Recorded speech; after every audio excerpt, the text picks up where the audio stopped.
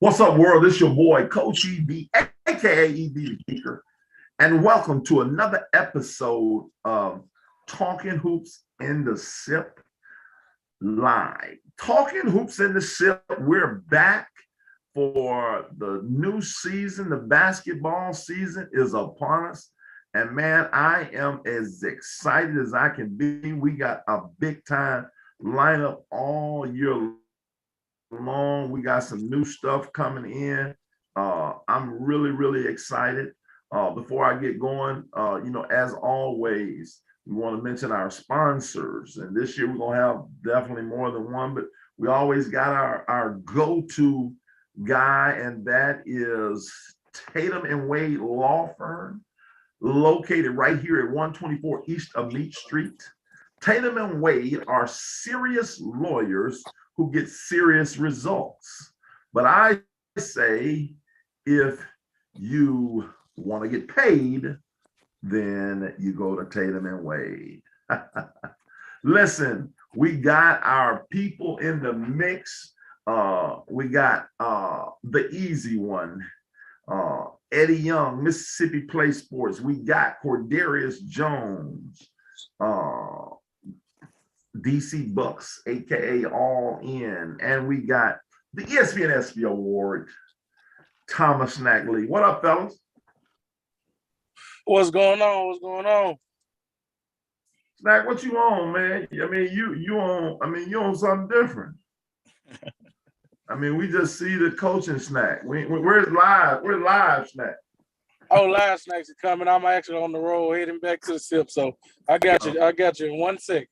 Oh, okay. Well, what's up, Corey? What's up, Coach? How you going? What up, Corey? What's up, Coach? And what's going on with the easy one?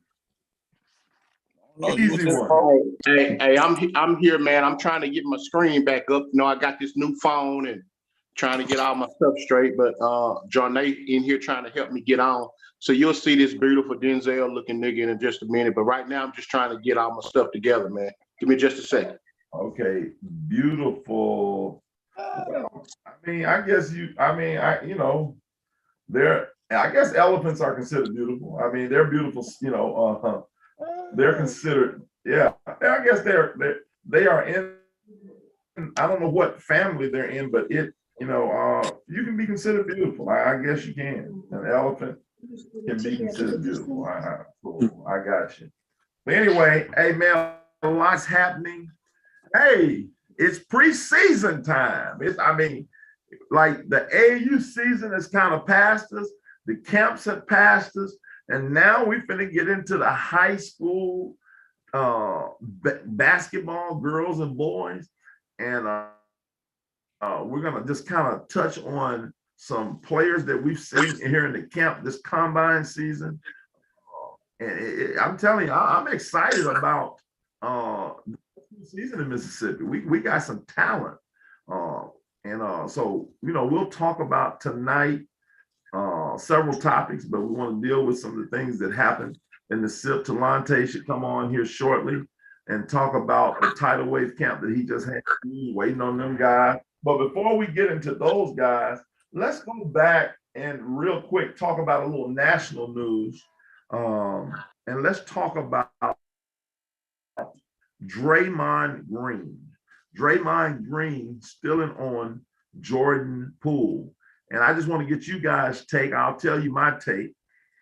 Before the video came out, I had a different perspective, of what happened. Oh man, it's a fight in practice. Because people were saying there was no contact or anything like that. But then when we saw the video, it was clearly contact. And my question is, first of all, let me ask you, what's your guys' think on that? Anybody? I'm gonna let Eddie go if you want to chime in first. Then.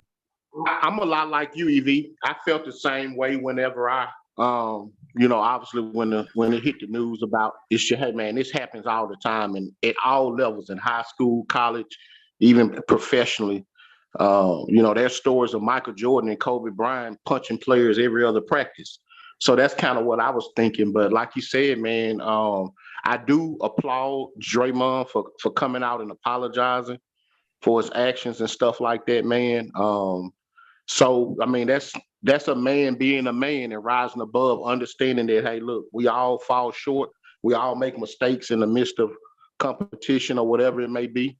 To me, I think it may be something beyond just basketball, but that's just my assumption. But I'm glad that they were able to he was able to apologize and be the bigger person and come out. But that's an unfortunate situation for sure.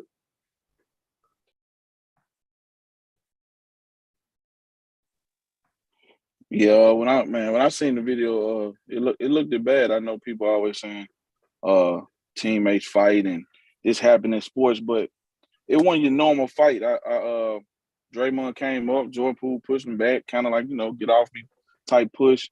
Then Draymond immediately came with the TKO punch. It wasn't like he came up to him like, hey, put your hands on me again. This is what it's gonna be. It seemed like whatever was said, it got under Draymond's skin, or whatever been brewing, it was under his skin tough though. And he wanted to make a mark on him. Real. That's what I was saying, Corey. It seemed to be something beyond just, basketball related. You know what I mean? Like it's something more to that picture, because he wasn't that mad about something like we've seen scuffles in basketball practice, but you're right, that was a TKO, man, like you sleeping with my wife type punch. You know what I'm saying? Yeah. That was one of the ones like they was saying some stuff it was a little spicy back and forth. I don't know what the content was, but it didn't seem like a normal, hey, I'm killing you out here, you can't hold me type of punch. It was different. Let me ask y'all this. Draymond is clearly, in my opinion, has made himself into a Hall of Famer. 4 world championships. He's a guy that's going to get in off of intangibles. Man, I disagree with you, Evie. That man's not a Hall of Famer. No, he ain't no Hall of Famer. Y'all don't think so? Yeah, I'm with Eddie. Listen, I need my live chatters to jump in right now. Is Draymond Green a Hall of Famer? Like I thought that was. I think he borderline. See, you basing it on the 4 championships, but Robert, if you're gonna do that, then you need to make Steve Kerr a Hall of Famer, Robert Horry, Derek Fisher. I mean, just because he's won championships, don't make him a Hall of Famer. No, but he is an all-star. I ain't gonna let you do that one now. You talking about defensive player of the year? You talking about he's a key piece, and when they lost the championship when he was out that one game when LeBron came back. Draymond a little bit different than Steve Kerr. Now Robert Horry, I agree. No, I agree. He's a lot better player than them. But the point that I'm making is I don't believe that he has had a stellar career. To me, when I think about Hall of Famer, I think about a transcendent player, or a player that at least could lead his team to a championship, or a player that you could build a team around. And I just don't see superstardom. I know he's a different type of player. He plays a different type of role, but I just don't see, to me now, I don't see him being a superstar, or he's a really, really good ball player. He's an all-star. I get all of that. But I just don't think that he's had a Hall of Fame. When you talk about Hall of Fame, you're talking about some of the greatest players to have ever played the game. And sometimes I think that we take for granted of how prestige that is. Hall of Fame, man, that's legendary. That's when you're talking about the greatest ever to play the game. And I just have seen so many players like Draymond Green be good over a course of time, but I just don't think he's, to me now, that's just my opinion. I wouldn't put him in the Hall of Fame just yet.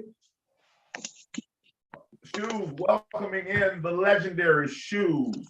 Shoes, we're jumping in. We're talking about, is Draymond Green, first of all, give us your take on the Draymond Green situation, and then I'll tell you where I was going with it. All right, can you guys hear me? Yeah, we can hear you. Okay. Hey man, it's been fights in practice ever since the beginning of time. You know, this new generation. We always want to see something done about everything now.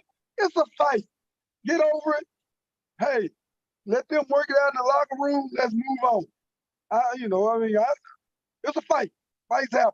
Especially been fights in team practices and everything since the beginning of time. That's how you see it. Wow. Okay. I thought that was, so you didn't see it as like a lot of people see it as kind of like Draymond, that was a foul type deal, what he did. And does it hurt his legacy? I was getting ready to say, I think Draymond Green is a Hall of Famer. Do you agree with that or not? No.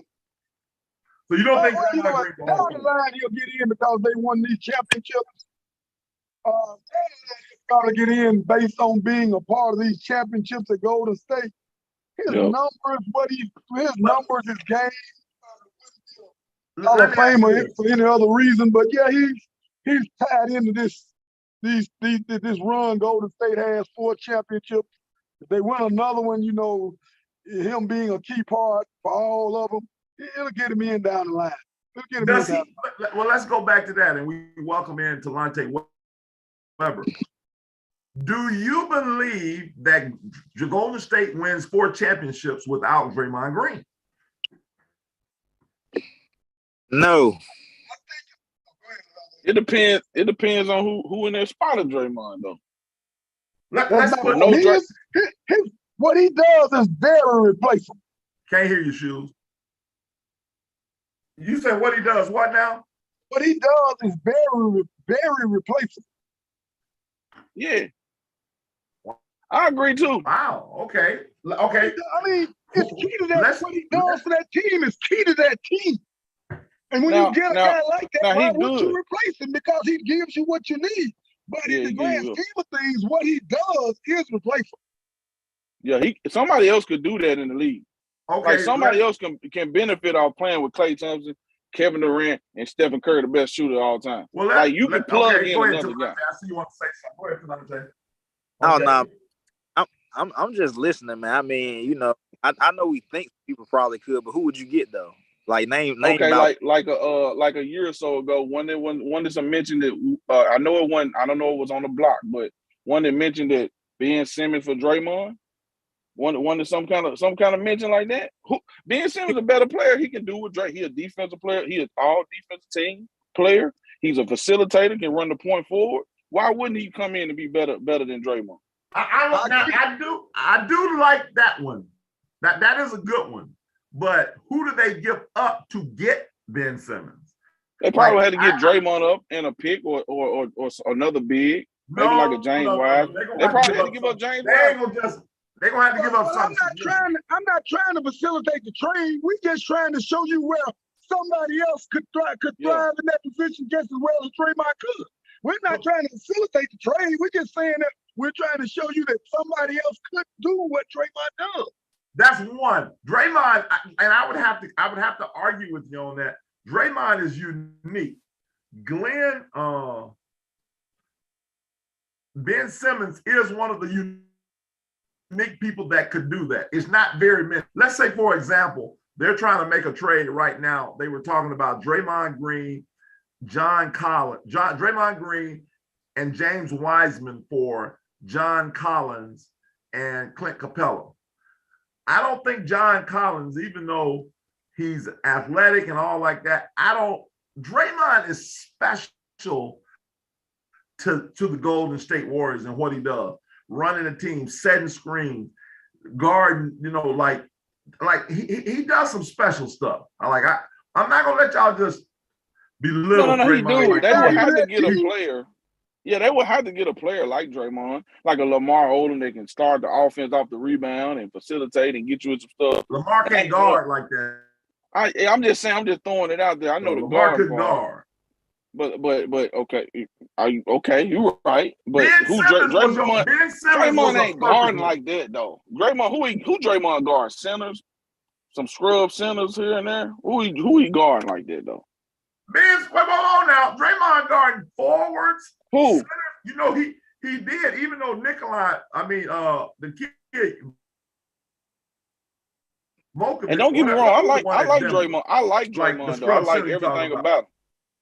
I like Draymond. I'm just saying, I think folks get confused when they say, "Oh, Draymond irreplaceable." I don't agree with that one. I don't agree with that irreplaceable stuff. I don't either. Yeah, man, I'm over here looking at the chat. Sam Rogers, our guy Sam Rogers is back. He says we talk about Draymond. This dude said EV is a first ballot Hall of Famer at his high school cafeteria. I mean, who is this? We got to get Sam Rogers on the show. He says Lavelle. He says Lavelle. What you do at a coffee shop is irreplaceable. I mean, this dude. Who is Sam Rogers? Who is this guy? But anyway, this is what I was gonna say. Do we all agree?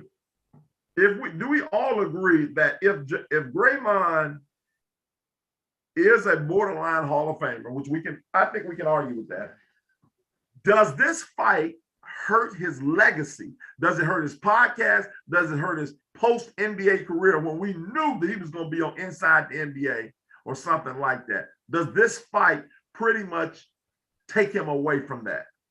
No. If they win, though. If they win, he got too much career left to overcome it. He's still playing. He got a whole season ahead of him. So this will be shuffled.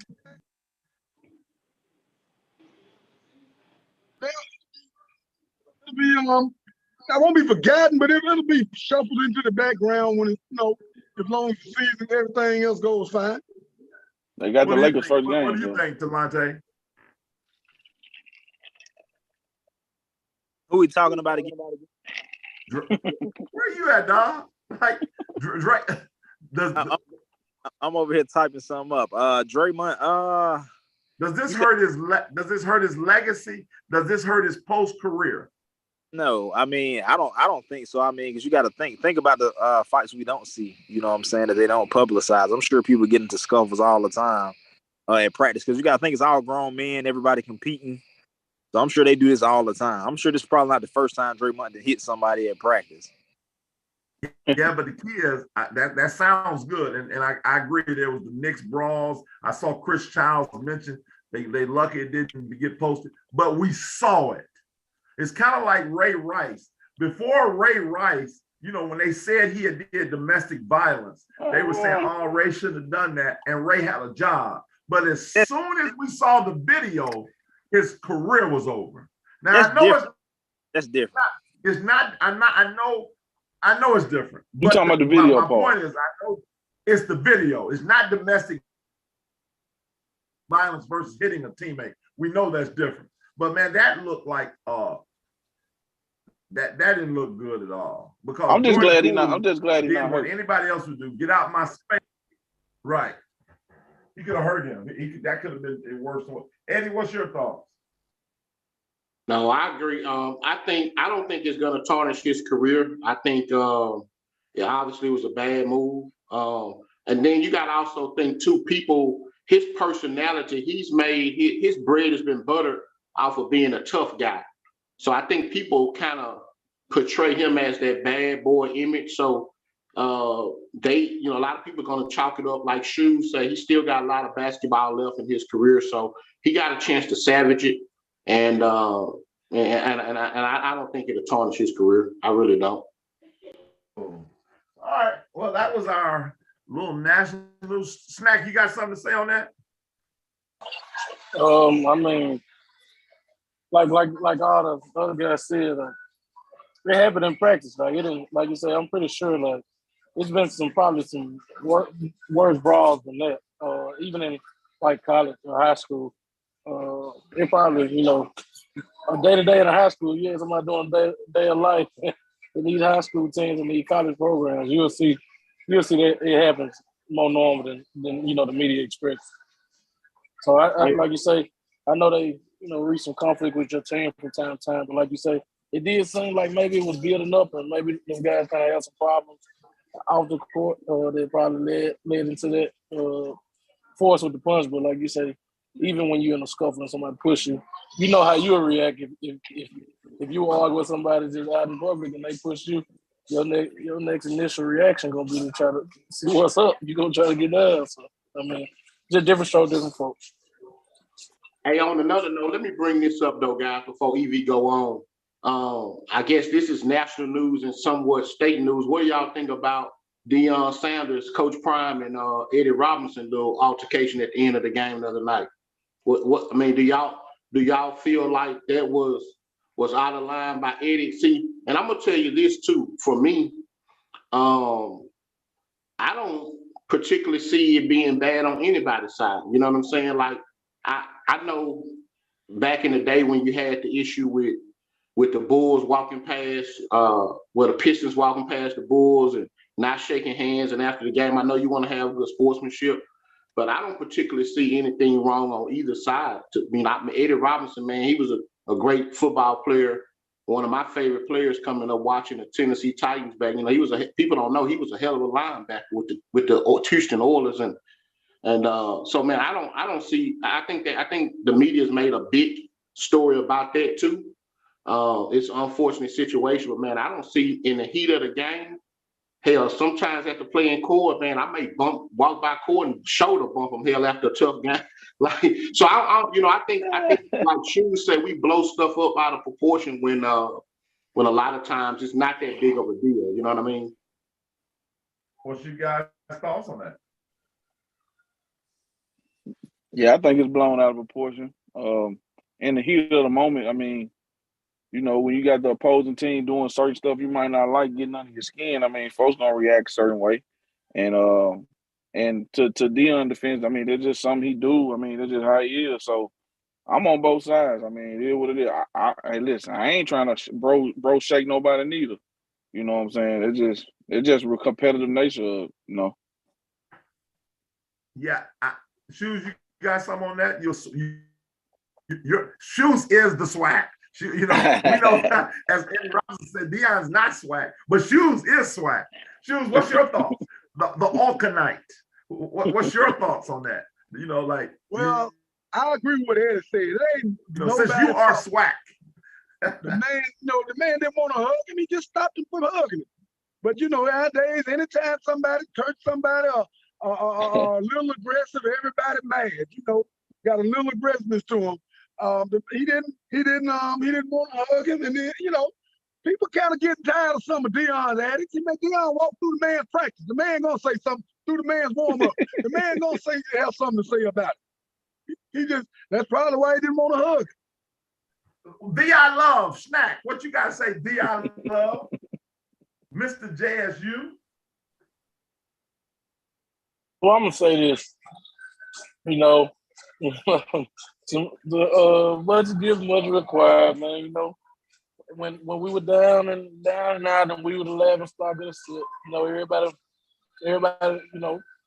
they ran over. They had their antics, and they beat us up while we were down. So now we up, and now we make some noise despite our, like he say, don't let his confidence, affect their insecurities. So we just gotta be level-headed, because how the DI love community is. We just some real confident people. But like you say, you got to be able to take what you just shot. They put his picture up on the board his first year, and they had the little antics. So we just had to get us a little get back, and we threw the next point. So like you say, hopefully they'll come down and play us for homecoming next year. It'll definitely be something interesting to see though, because I know both parties gonna have antics.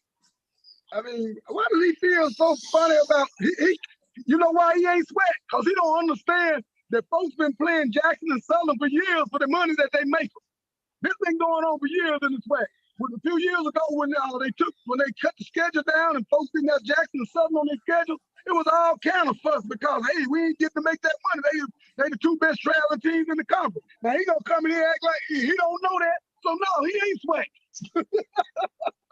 Okay. It's been that way in the sweat forever. The teams that travel and bring the crowd, everybody want them. So they gonna make that money. Jackson and Southern been the two best travel teams ever.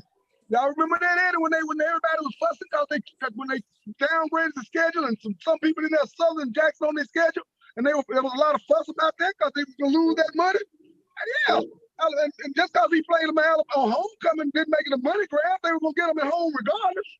But he always making points like that. So no, he ain't swag. He don't know the undertones of the swag. He don't know the history. Well, go ahead, Andy.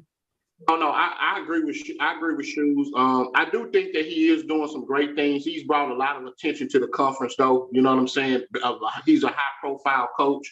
I don't know how long we'll keep him with all of the Power Fives that are coming at him and stuff like that. But I just think that, like I said, man, you gotta.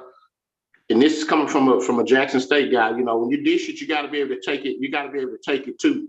And so Prime throw a lot of shots. You know, he throws a lot of shots. He talked the talk, walked the walk. I will say what was out of line though, and I'm a disappointed Eddie Robinson. You know, I like Eddie, but man, those players and coaches was completely out of line with cursing the coaches out, calling the water girls bitchs, and just I think that was completely out of line with that team, and that starts with leadership. So I think Eddie's got to kind of get that under wraps, man. That was a hostile environment, and you just can't have players disrespecting, former players or coaches, and definitely not women. So I don't agree with that at all. Yeah, I agree with that, but I will say this: I listened to Eddie Robinson's, and besides the profanity laced post-game conference, I understood exactly what he was saying though, because Deion, gave Coach Prime gave the ultimate. I on one hand, I love the he gave the ultimate what you call bulletin board material. I mean, that was a major geek that he gave before. Like, I haven't seen too many people have that type of, like, what he said about the money grab and all those different things.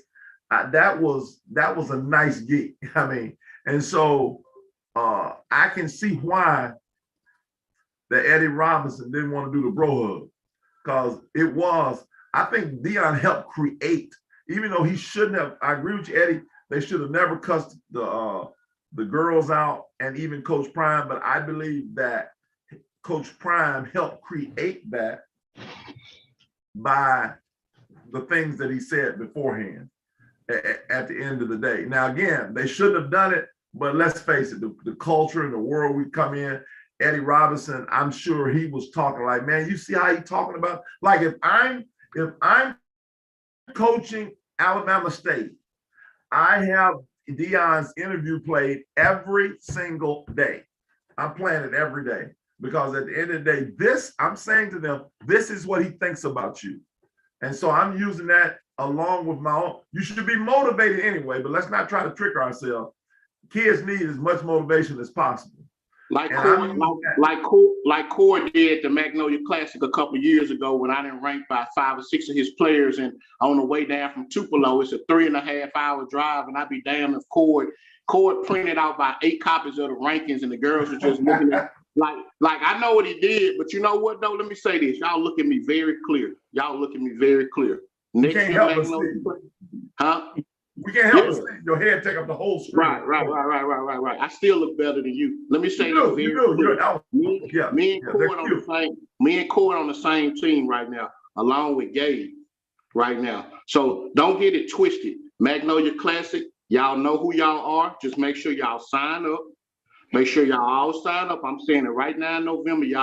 In October, y'all will be sick of me saying it. I'm going to bust that ass. Y'all know who y'all are. Sign up for Magnolia Classic. Eddie Young ain't went nowhere.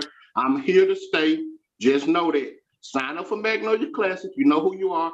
Come get your head bust like you always do. Back to our regular schedule programming. Well, we'll shift right there. Let's talk about a few things real quick. We'll go right in. We'll start out with the boys today, and we'll go backtrack on the girls. We want to say shout out and congratulations to Lante Weber. Talante just had his title weighed, and we want to talk about some of the kids. I'm waiting on Talante to send me the roster digitally, that he promised me the other day. But anyway, we'll get that later. But Talante, Shoes, and Snacks, you guys were there. Talante, I want you to just start out and tell us about the camp, some of the people that you saw. Shoes and Snacks, y'all jump in, and I just encourage all my live chatters and tell me, you know, your thoughts on, you know, this weekend, Talante, who really stood out and who were some sleepers that we hadn't seen before. I actually left my copy of everything in the house, but I thought it was a great camp, and we had guys to come. You know, some had guys from the coast again, from up north, and then of course Jackson. Of course, the big names they came out: James Turner, Josh Hubbard, Makai Miles. So of course those guys, you know, they came in and did what they were supposed to do. We're finally starting to put some content out now. We got the videos coming through from Southside Hoops. So we still make a little buzz, you know what I'm saying, throughout the week. But a couple guys that stood out. The guys from GBA had a guy, Delane, he's 6'8". I thought he was really, you know, he could really shoot the ball. He can block shots. He got a little handle to him, so I was really impressed with him. Then Adam Tyson from Oxford, ninth grader. He was really, really good. I was really impressed with him. I really think he should be a top 50 national level ranked guy, probably going into, well, coming out of next summer. Adam Tyson from Oxford. He's a big wing. He can shoot it. He has a lot of athleticism. So I was really impressed with him because that was the first time I got to see him this weekend. And then, of course, like Josh Hubbard, he came in, and the separation level for him with everybody else is really just, it's pretty big now. The gap is pretty big between him and everybody else because he's just in the league his own right now in Mississippi. And then, of course, Makai can really shoot that thing, man. I know we talked about it a couple of times, but like he really shot the ball really, really well this weekend.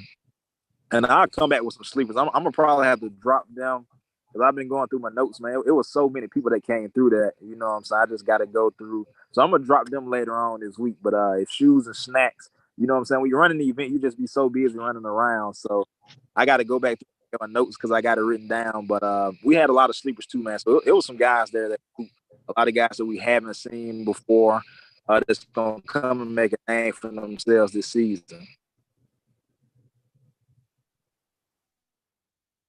Go ahead, Shoes. Who did you see? A couple of guys I thought played with KB, Chris Clinton, really good.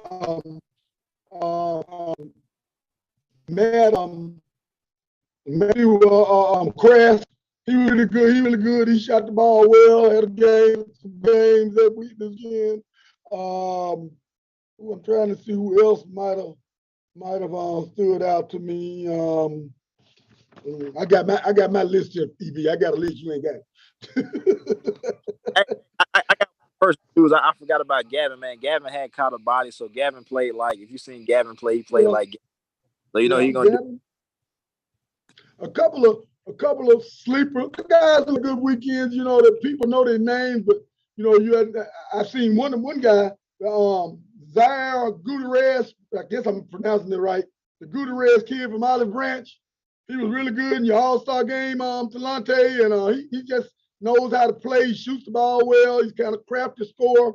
You know, he played off the bench a lot for Olive Branch last year. He didn't play much in the championship game, but up to that point, he had played a pretty good bit. And, he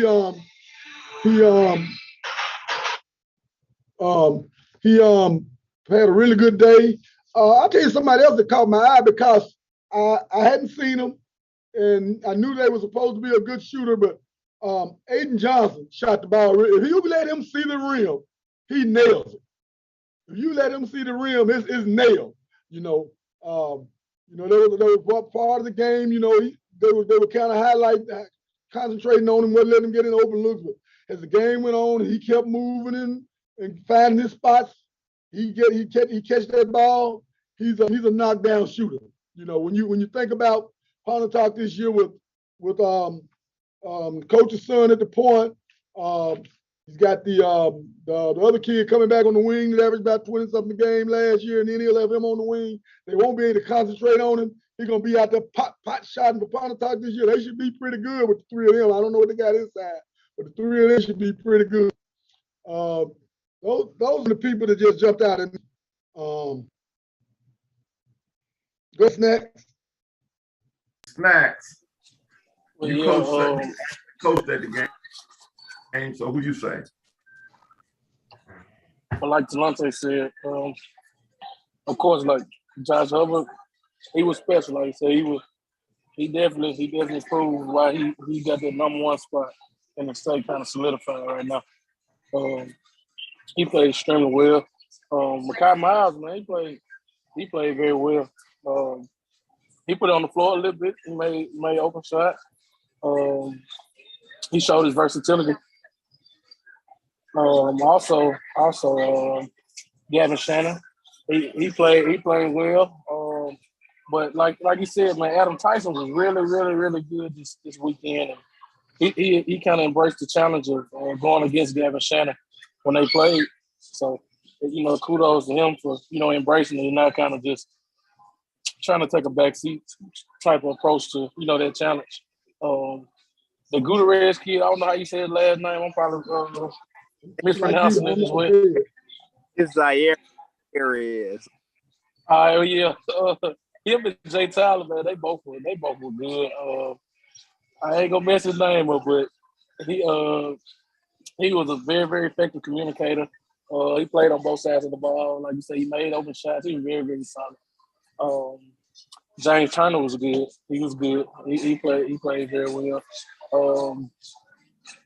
The shooter shoes we was talking about though. That was my first time seeing him in person. I ain't know he had a clip like that. I should have challenged him before he left, but he was he was real good, man. Man, KJ, of course, we always gonna get from KJ and Trey from CCA. They always are good. KJ was getting busy in that last top 20 game. Cam Brown played well. It ain't even that one. I heard KJ went for like 40. I was upstairs doing something. They said KJ went for like 41 games downstairs. And the thing about it, they say the film messed up, so we're not gonna even get the film messed up. So they say he dropped 40 in the game. I want to jump in and say this about KJ. KJ Sykes, to me, arguably, first of all, I want to make it clear. Josh Hubbard is the best guard, the best player in the state. There's no doubt about that. But I will say this, KJ Sykes, for me, arguably, is maybe the best. I would say he's right there behind Hubbard for me. I'm a big time fan of KJ, and I almost look at him more of he's more of a pass first kind of guy versus he ain't fully pass first, but he's really good. He's behind, there's no question, and it's a gap. It's a huge gap. But KJ Sykes, I'll put it like this: I really believe he's a low major Division I player that people can easily play in the SWAC. There's no question in my mind that kid can play in the SWAC. I don't like him. I think he's gonna be extremely solid for them this year. They're gonna be pretty good over there at CCA this year. No question. And Trey Alexander is consistency away. He's just got to stay consistent. He's a phenomenal athlete. Both of them, I will say, have to extend their range. Where their three ball, their mid range is as good as anybody. Marcus Washington, the assistant coach over there, has done a phenomenal job of training them. You can just tell their mid range game is like elite. They can hit that. The young fella's Trey, right? Trey Alexander. I don't know. Is so athletic, so shifty. He's consistency away from being really, really good. I think he's a D1 kid as well. I think I'm a big fan of his. I didn't get a chance to see some people that I saw when I got there. I didn't see Aiden Johnson, but I knew he was a great shooter. I tell you, a kid I was really impressed with, and he's made a jump since his freshman year, Zane Tipler. Zane Tipler is the real deal. He can flat out shoot it as well. He can run your team, can handle the basketball way better than when I saw him a couple years ago. He's matured. He's gotten a little stronger. He's gotten bigger. I was really, really impressed with him.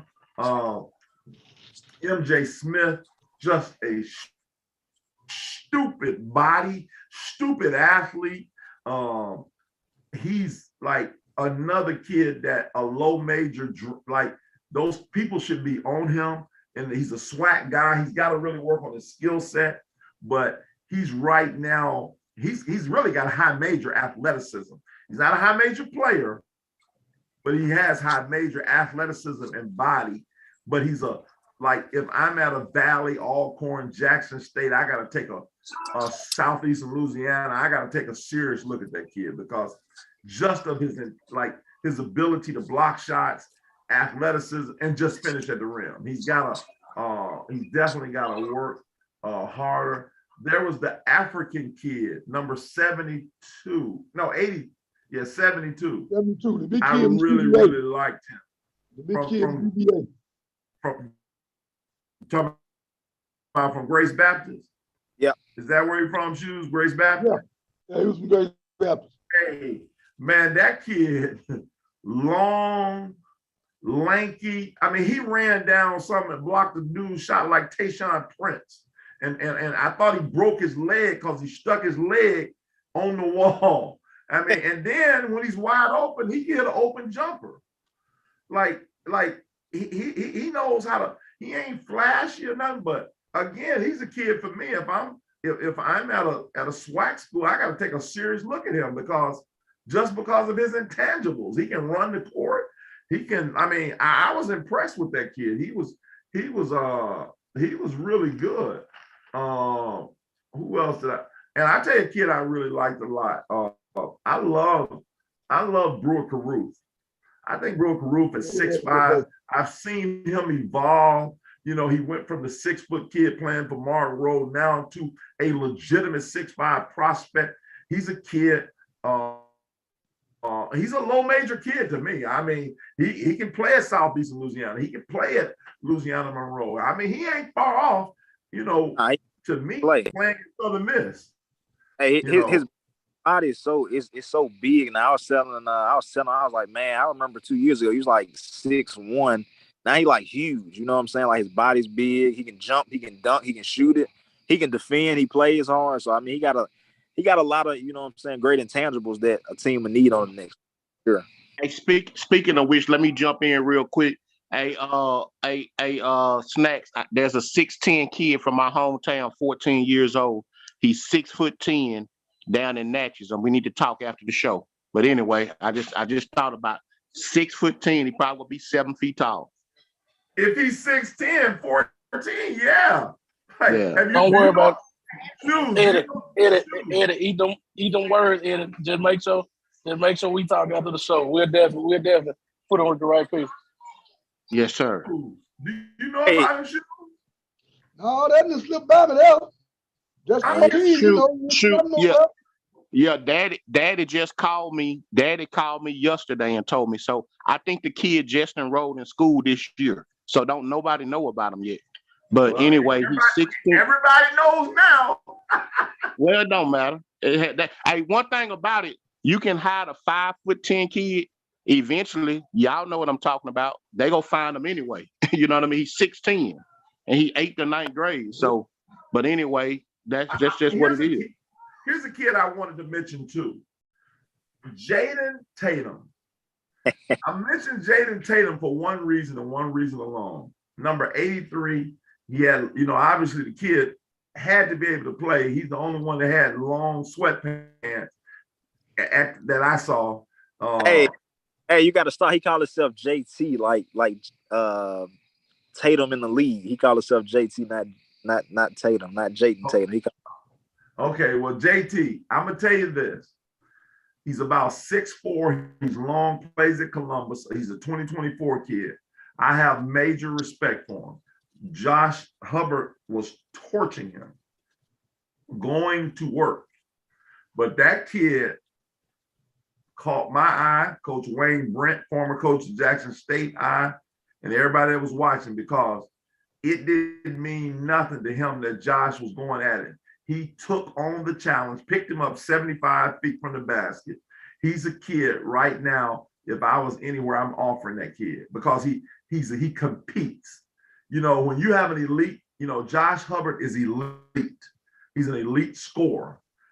And that kid didn't back down. That's the type of kid I can work with. I can rock with, because he it wasn't just like, you know, Josh, you know, I know he was in that mindset, this easy, but it wasn't like easy. It was like, it was, but it wasn't. He was guarding, and Josh Hubbard had to, you know, I've seen Josh do easy. Josh went on and went to work, boop, boop, boop. He did his thing, but he took, that kid was right there. And I like that little battle that they had, and I like that he stepped down. Hey, they say he made Josh start talking trash for real. I don't think I ever seen Josh talk trash. That's another thing. I've never seen Josh Hubbard talk. So right there, he did something. He's seen, and it wasn't a bad thing, because I don't mind people talking. I mean, right. Josh Hubbard wasn't out of character or anything, but the fact that he made, because I think Josh even threw the ball one time, like, you can't guard me. You know, and I was like, wait a minute, I ain't never seen nobody make Josh do that, you know.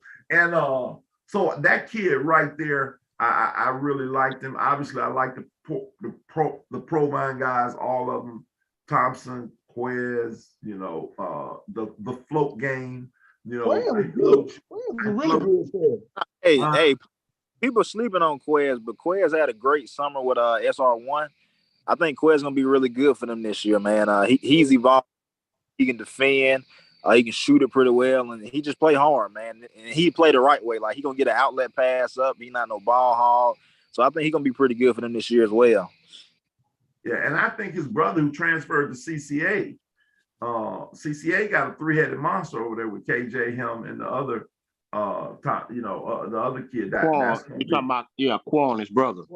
The lefty. He a dog. He a flat-out dog. Plays hard.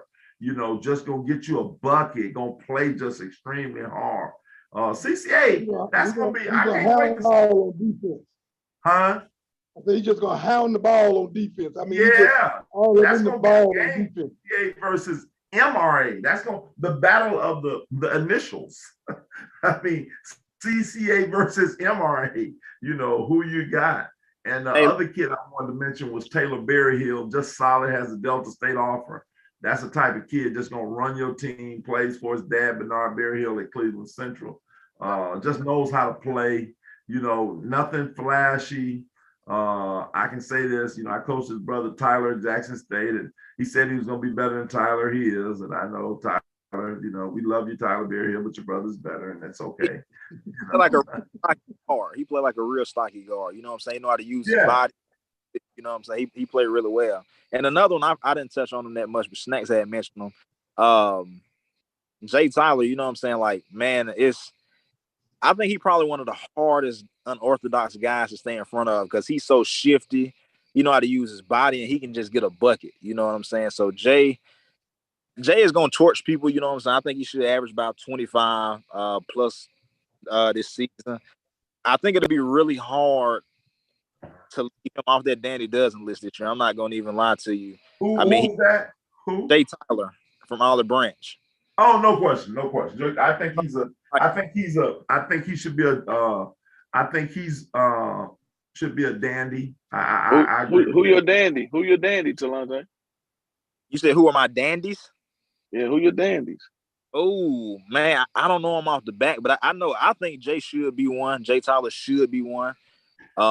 I'm not sure who's picking him this year, but he should be one. Of course, you got like Hubbard, Mackay, put Gavin. I think London Fields. What number I'm at right now? London Fields, Duran.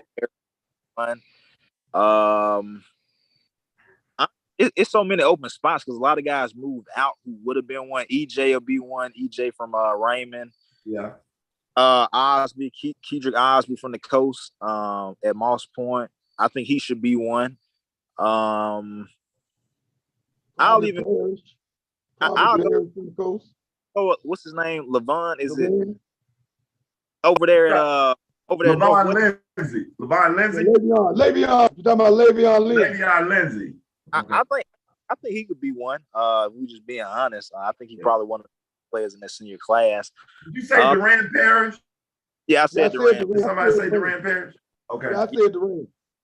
And I'm not gonna lie, like if the spot's open, like you got James Turner at Biloxi, you got Davion Anderson from Tupelo, you know what I'm saying? Those guys are good. So it just depends on, what they're looking for. Those guys can play. I love Davion Anderson. What I like about Davion Anderson is he's really, really explosive. And speaking of that, as we just, finish our, again, hats off to Delonte, first class event at the Tidal Wave. If you want to see just a plethora of talent, year in, year out, he brings those guys together. And who was the one kid, if you had to name one kid that you just didn't know about, that you was like, ooh, who was that kid? Was there one kid? Snacks, who was that kid? For me, it was Tyson, because I had heard the name, but I hadn't seen, and it was really, it kind of come across, but the Tyson kid from Oxford, for me, it was him. I mean, he just, and I guess the other one would be Aiden, because I knew about Aiden and the exploits, but I had never laid eyes on him. Is Tyson, in your opinion, Shoes, a high major kid? Yeah, he should be. I mean, I don't, you know me, I like to. I know you know. I don't, just say that we're talking definiteness too early, but yeah, he got all the look of one. He's long, he's athletic. It looks like he's gonna be able to be a 3-man in the long run. So yeah, he looks like a high major. He has the look of a high major. Before we switch to the girls, who was your guy, Snacks? And then Delonte, who's your guy? That just was like, ooh. Mine would probably had to be Talkin too, because I got a chance to see him at the league camp this summer. I missed once, but it was so many games bouncing from gym to gym that I didn't really get a thorough look. So to be able to kind of see him get up and down consistently over the course of games, because I probably saw him about 3-4 games. So to kind of see he got all the making of a great prospect. Even that class like that. Those class, that 26, like I said, that 26, 25, the 26, 25, and 27 class gonna be pretty good. Them classes gonna be the upcoming classes. They're gonna have some smoke on. Delonte? For me, I know everybody. I mean, Tyson was the guy that nobody had ever seen before. I still didn't see him. Look, you got, man, the first game he played, the first game of the day, he was cooking. He did everything. Dunks, 3-ball, mid-range shot. He was killing. And then it was this guard from GBA. His name was Tyshawn Jeffrey. He like 5'10". Man, hey, he was really good. Did he have the left? Was he a lefty? I think so. He had like a little fro. He was number 6. Did you have him as your top 20? I just saw him on yeah, he was in the top 20. Yep. Yeah, we had left, but I saw him on Twitter. Somebody put like on Twitter some highlights on him. Hey, he was, you know what I'm saying? He looked good. I'm not going, he looked pretty good. He looked pretty good all day. He can read the ball screens. He can score. He can dish. He was really good. I liked him a lot too. Quickly, give me your top 3 Snacks, Shoes, Delonte, top 3 boys team. Me and Shoes just talked about this. I go first. Top 3 boy teams in the state right now. Yes, regardless of class. Starkville, Tupelo, and Biloxi. I think those are the top 3 teams. Shoes. I got the same top 3. I got Tupelo first, Starkville second, Biloxi third. Where does Raymond fit in? They're gonna probably based on their past resume and outstanding play, they'll probably fit in the top 10. I'll probably slide them into the top 10 somewhere. They'll be a little lower. They'll be the lower end of the top 10. They're not bad though. They had some guys at the camp that can hoop. You know what I'm saying? Some guard. They always got some dogs. Yeah, they're gonna be solid. They got some dogs, so I think they're gonna be real solid. I think people think they're gonna drop off drastically, but nah, they're gonna still be pretty good. Like they may not be as dominant as they've been the last couple of years, but they'll still be the odds-on favorite in 4A, and it's gonna be hard for anybody. There's somebody else I saw in 4A that was pretty good. I forgot. God, I just saw him, and I said, "Good." I think we'll be able to play with them. I think we're gonna be good. Now, and Providence could both be good in 4A. Is Provine in your top 5? No. Damn, I'm gonna put him in my top. I'm gonna put him at 5. I'll put Provine at 5 for me. I think they should win. They should win 5A. I had told make my top 10. Come on, Shoes. Come on, Shoes. Shoes. They got let's go through it. They got Jacoby Thomas. I float you. I'm Javion Watkins. I'm a bully. I'm Amaji Horton. I got Quez. That's a legit. They had all of them last year and only went 15 and 13. But they were young. They older now. Yeah. They're older. They should be better. That don't mean they're top 10 team. Ooh. Provide, y'all heard him. I know the right here. I love it. That's why love me some Shoes. I told them Saturday. I mean, it's on them. It's their championship. So the pressure on them, you know what I'm saying? Like they should be the favorites in 5, in my opinion. With the talent that they're returning, but you still got some teams that'll be really, really good. That's gonna shock people. Columbus. Watch out for the defending champs. Watch out for Holmes County again. Holmes good again. So don't sleep on those guys. Please don't. Watch out for I saw Holmes County. I don't know if Holmes County can. I like the Holmes County got a kid that I absolutely love. I don't know his name, but he is a stupid leaper. I think it's Marcus. He was supposed to come to the camp too. LaMarcus Crawford, 6'4". That's him. Yeah. About 6'4". He can shoot it. He can flat out go. So Holmes County, you're right, Shoes. They're in the conversation, but I gotta give my boy Sir Dante Washington. I think he's gonna bring it home. He's gonna join the likes of Luther Riley and Wayne Brent. And I'm gonna go on a limb early and say he's gonna join the likes of Luther Riley and Wayne Brent and bring a championship back to Provine. You hear it here first. And I did predict Clinton for 2 years in a row. And so I got that thing going. And Clinton, mark my word, Clinton's gonna be in the conversation when it's all said and done. I don't know if they're gonna be able to pull a 3-peat, but they gonna. I don't know if that's gonna happen, but they're gonna be pretty solid. Let's shift over real quick. We had. I want to bring Cord in. We had a Geekers Girls Northeast Combine. We had about 90 kids in Tupelo a couple weeks ago. Talante was actually there as well. Cord talked to us a little bit about some of the kids starting with the 26, and we just run through them and on up. Even middle school that you saw, we had middle school, high school, all the way up to high school. And tell me your thoughts.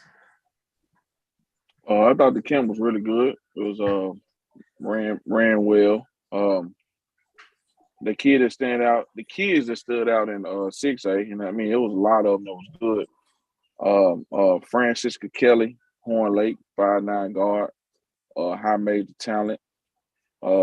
She it was looking real easy for her at times.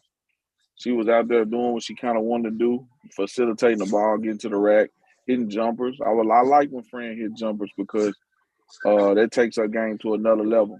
You had a player that I haven't seen much of, but I was so glad. I talked to her dad a lot on social media.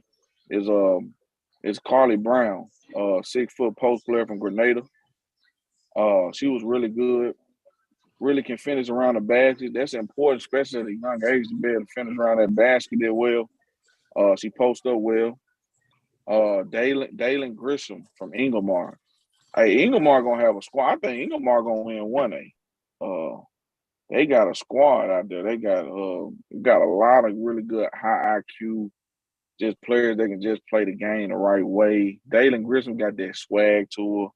I liked her. Another player I really like is Cadence Crump from Tupelo. So I mean, just having talent like that coming up in Tupelo program, that tells you that they ain't going nowhere for a long time. They got talent all up and down their classes. I'm trying to think of another 26 player that caught my eye with she's from Walnut, Henley Cisco. Is that the name? Yeah, she can play. I like Name. Man, that kid, it's just something about that kid. She remind me of a kid that played at Tishomingo by the name of Katie Powers. She probably a little more explosive than her, but she just can do it all. And I really like players like that. They kind of, I see her as a point guard, but she can play the two, and you know what I'm saying? Seems like she's just gonna be one of them players that you gotta have on your roster when you're trying to put an elite team together, as far as that age group. Moving on. I mean, and it was plenty more. We can go down the line. Jada Gray from Starkville. Jada Gay from Starkville. Man, I know I'm missing a couple. I'm on the spot right now, so I don't want to offend nobody. It was a lot of good talent in that. McKinley Bennett from Belmont. McKinley Bennett from Belmont. Yep. Played well.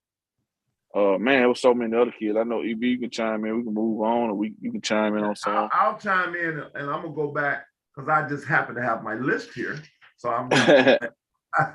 I can help you on that end. I ain't got no list, so don't. I know you going up. That makes you even more special. I'm gonna jump back down to the middle school. Middle school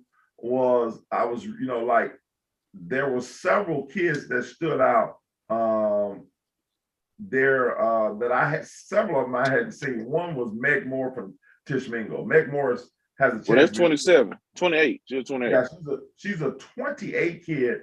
There's no doubt in my mind that Meg Moore, there's two kids that I've seen in the 28 class, and I haven't seen a lot, but two kids that I would say stand out in 28 class. Meg Moore from Tishmingo, and I would have her. She's probably the best I've seen. She's about 5'9". She's got a high ceiling. And then the other young lady is Carly Robinson from Carly. Eddie, where's Carly from? She's from around here. I know Carly's from she's gonna be at Madison Central. Madison Central. Yeah. Those two, no question, are the top, in my opinion, the top 28s in the state. That I've seen. There may be, for all you 28s, I ain't seen all of them, but those two were really, really good. Well, Carly wasn't there, but I just happened to see her, but Meg Moore was special. Another kid from First Assembly, she's not from Mississippi, but she was there, Danae Kennedy. It's about 5'10", 5'11". She was really, really good. She can flat out play. Lamaya Southward from Belmont. Really love her. Oh man, long, athletic, she wanted to guard, a young lady I'm finna mention who's arguably the best player in the state in that class. She wasn't afraid. And then I'm gonna tell you the best, she's top 5 point guard any class. As an 8th grader, any class, as a point guard, you'll run your team. She's small, but at the end of the day, I take this kid to run my team with anybody. And please let me introduce you to the world from Center Hill, 8th grader, 2027, Anaya Bailey. If you want somebody to run your team, pass, get the ball to people, and she's fast as lightning, but understands the game. She penetrates and kicks naturally. Only thing she does not do where she's not elite at, she's elite at that. She doesn't have elite size. She's not an elite shooter yet, but she's an elite pass first point guard. and she doesn't talk. You know, she's not a talker per se. But when she adds those other pieces to go with the other stuff that some of the stuff you can't teach, you know, love her, don't like her, love her. But then the cream of the crop in that 2027 class, and she just has so much talent, high major talent, and that was Jalea Kelly in that middle school. Jalea Kelly, sister of Francisca Kelly, we call them the Kelly girls. She's special. 5'8", 5'9", tremendous work ethic. She got that yah in her game. You know,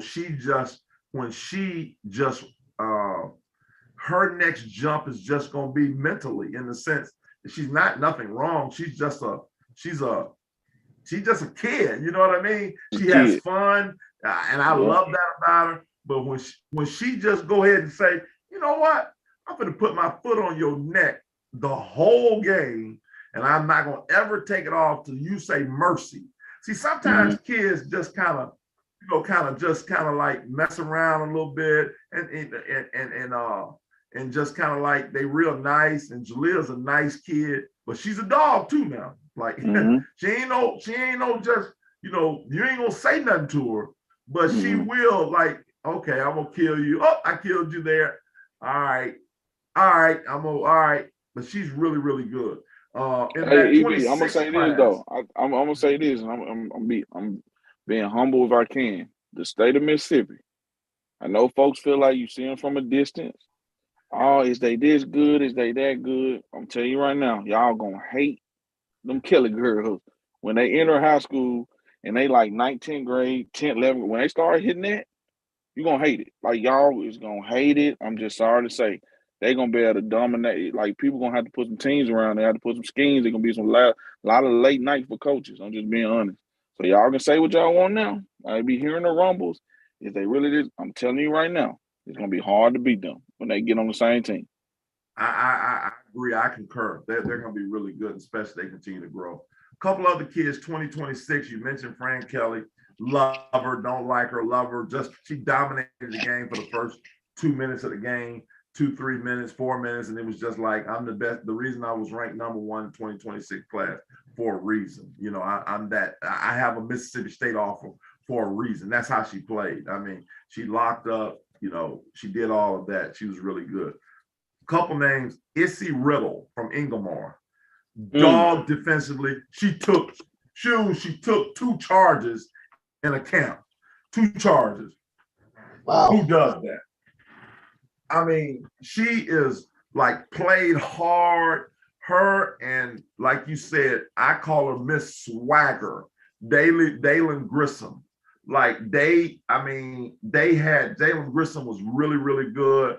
Kaylee Estes from Walnut. I really like her. You mentioned Cadis Crump. Breasia Sanders from Saltillo. Really, really, really liked her. She was really good. She stood out as well on that 26. Olivia Smith, that's right. That's who I'm glad you mentioned, from Tupelo. She was good. So you're gonna hit a woman.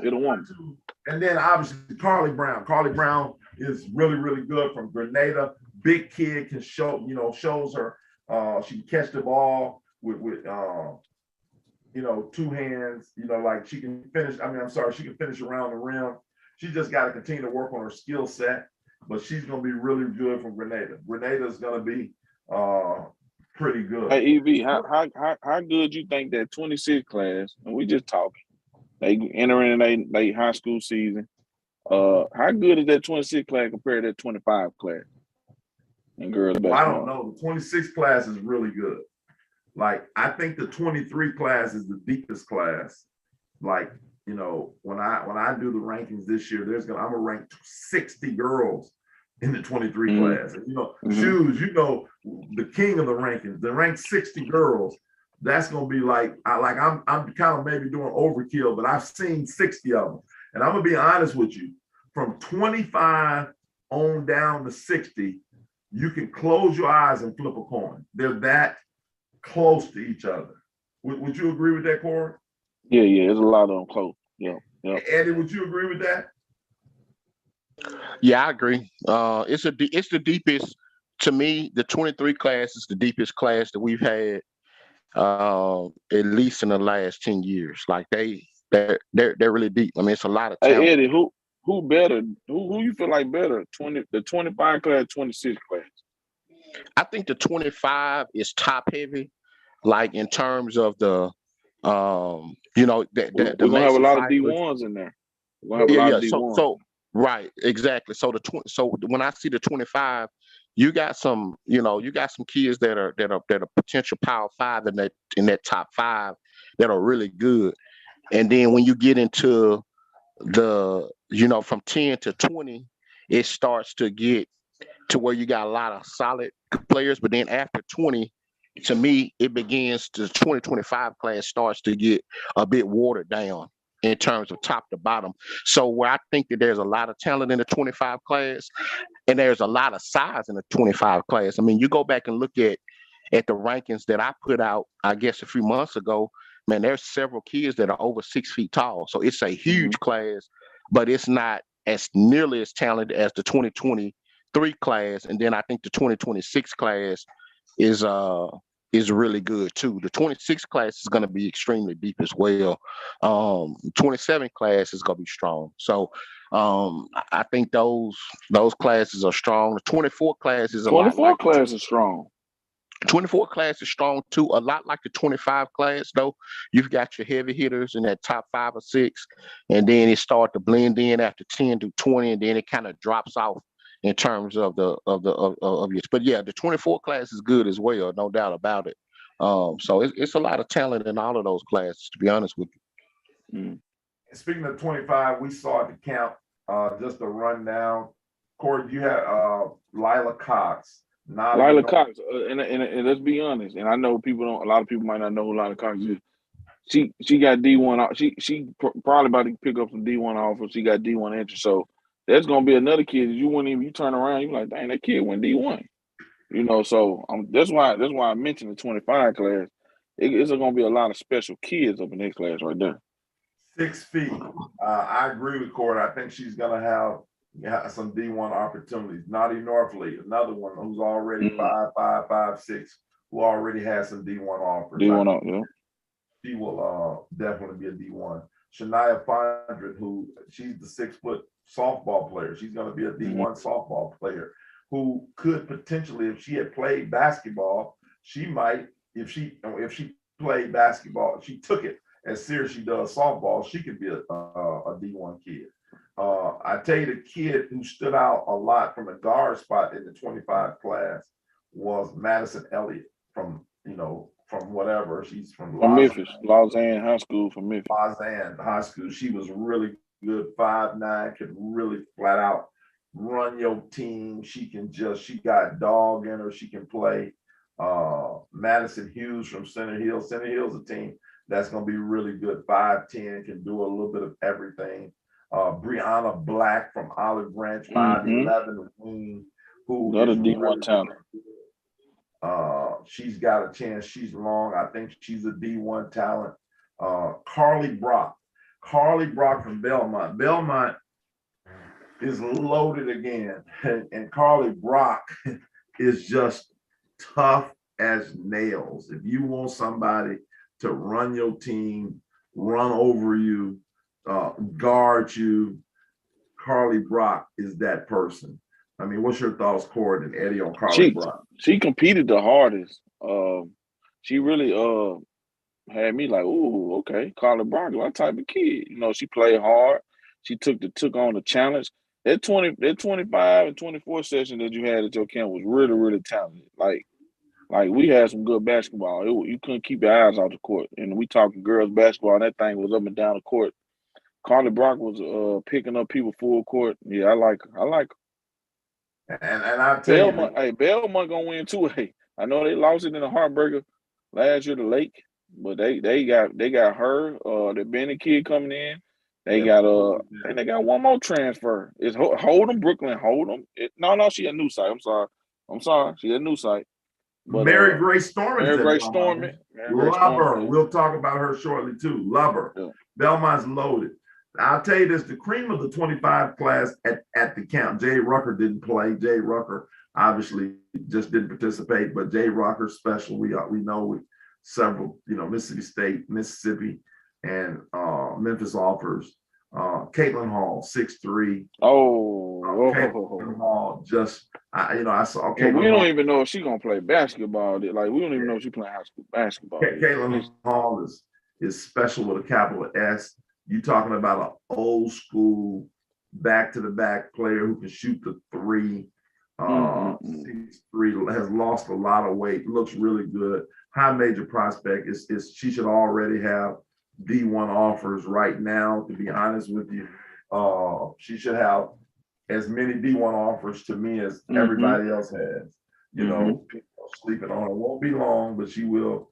She's a kid that will have plenty of offers here soon. 24 class. Corey, what you got in the 24? That was there. 24 that stood out. Tootie Lockett stood out to me. I like her game. Her skill set is good. Like she got great basketball balance when she goes to the hole. Her swagger, the way she bounced. I just like her game. I'm a fan of Tootie Lockett. I pay money to go watch Tootie Lockett play. Yeah, Me too. I say this, Talante Weber was the first person to tell me about Tootie Lockett. I don't like Tootie Lockett. I love her. When Tootie Lockett, she played really, really well. She is no question a top 5 kid in that class. Really goes left well as she continues to work on her jump shot. She's a jump shot. She's a jump shot away where you can't stop her. From being that girl good, man. Hey, she a real hooper, man. I tell people, I mean, she gets buckets. I'm not lying, and it's no cap, and it's not, this and nobody else. But if she locked in and focused, I think she could average 35 points a game with ease. You know what I'm saying? Because whoa. Talante, did you say 35? 35 a game, yes. And Mississippi, yeah, she could. I think she had about 20. I agree. I think she had about 20. Hey, let me jump in. There's no doubt with playing where she's playing in the conference and in the division she's playing in. I would agree with Talante. She can average 30 in high school. She's that type of player. Yeah. 30. I mean, you got to think about it. She averaged 35. We hitting 40. Like she averaged. Tootie averaged over 20 points a game as an 8th grader. When they played, they pulled her up. They pulled Tootie up as an 8th grader, and Tootie played 12 games. In Tootie's first 2 or 3 games, she had 30 points. I was talking with Mike Johnson, the head coach today. Him and I are really good friends, and Mike, Mike feels the same way. She's got like Talante said. Once she makes up her mind that she wants to be the best player in the state, she has the ability to be the best player in her class. It's all just a matter of her just being that player, because she's got what a lot of kids don't have in the guard spot. The thing that separates her is that she's 5'10". You know what I mean? She's a big guard. She's got size. She can absorb the contact at the next level. That basketball balance too. I don't think folks understand what I mean with that basketball balance. Like she look good when she go to the rack. She hanging in the air. She finishing. Like, hey, too, if you get in the gym and work on your jump shot, can't nobody stop you in the state of Mississippi. And the thing about it, like I tell people, it's not even that she can score. She can pass and everything. The vision. Yeah, with people, she can do everything. You know what I'm I saying? think she's really, really good. I think she's a D1 prospect. Hey, at the end of the day, when I was at Valley, I offered her. So at the end of the day, I saw her and remember that, Tootie. I did, like, I was able to, I love Tootie Lockett. So, but anyway, moving along, I tell you another 24 class that was special that day. Hannah Finley. Hannah Finley, I had never seen from New Albany play a day in my life, and she just competed. 5'7", no, not 5'7", 5'4". Yeah, she's small. Flat out goon. She's the definition of a dog. Dog, straight dog. I'm talking about. She did the 3-2, the conditioning drill we did, and didn't lose a step. went straight onto the floor and just guarded. Just I'm she's gonna just be tough. honest with you. If I'm a JUCO, I offer her all day long. Like whenever Yeah. the time, she's a like I might offer her right now. She just can play. Like she plays hard. She's a kid you want on your team. The kid moving right along because I want to get to that 23 to speed What it about up. that? What about that? I don't know if you got it down. I know you probably do because I know it's one of your favorite. That one that's gonna move, but she moved up the chain so far for me, and I know she did for you. From Lewisburg. I'm trying to get her name out. She's Okay. next up, but go ahead and say it. You know her name. She's a top. Allison Irby, 5'10". Allison Irby. Hey, listen, you ain't got to tell me nothing. I'm already on her. And then also too, she's got a teammate at Lewisburg, Allie Carroll, that's really good too. Yeah, she played for us this summer. Yeah. So yeah. She's phenomenal. I agree. She's a kid that's go skyrocket, no doubt in that. I think I had her somewhere between 17 to 20. Mm-hmm. I think that, and just to be honest with you, I think she's borderline top 10 in that class. Like she's right around top 10 in my opinion. She higher than that, Eddie. I ain't gonna lie. That girl there been putting in the work. The way she played. So hold on, Cord. So let's do this now. So okay. You saying she way higher than I said 10. So let me just give I you ain't say. Okay, go ahead. Okay, maybe I misunderstood you. I thought you said she way higher than 10. Mm-hmm. Now I say she 10.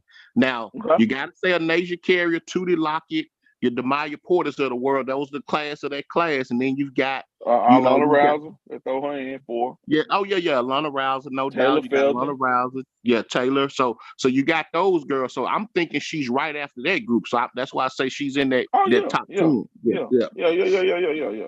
She's in the so let me just say this, Eddie.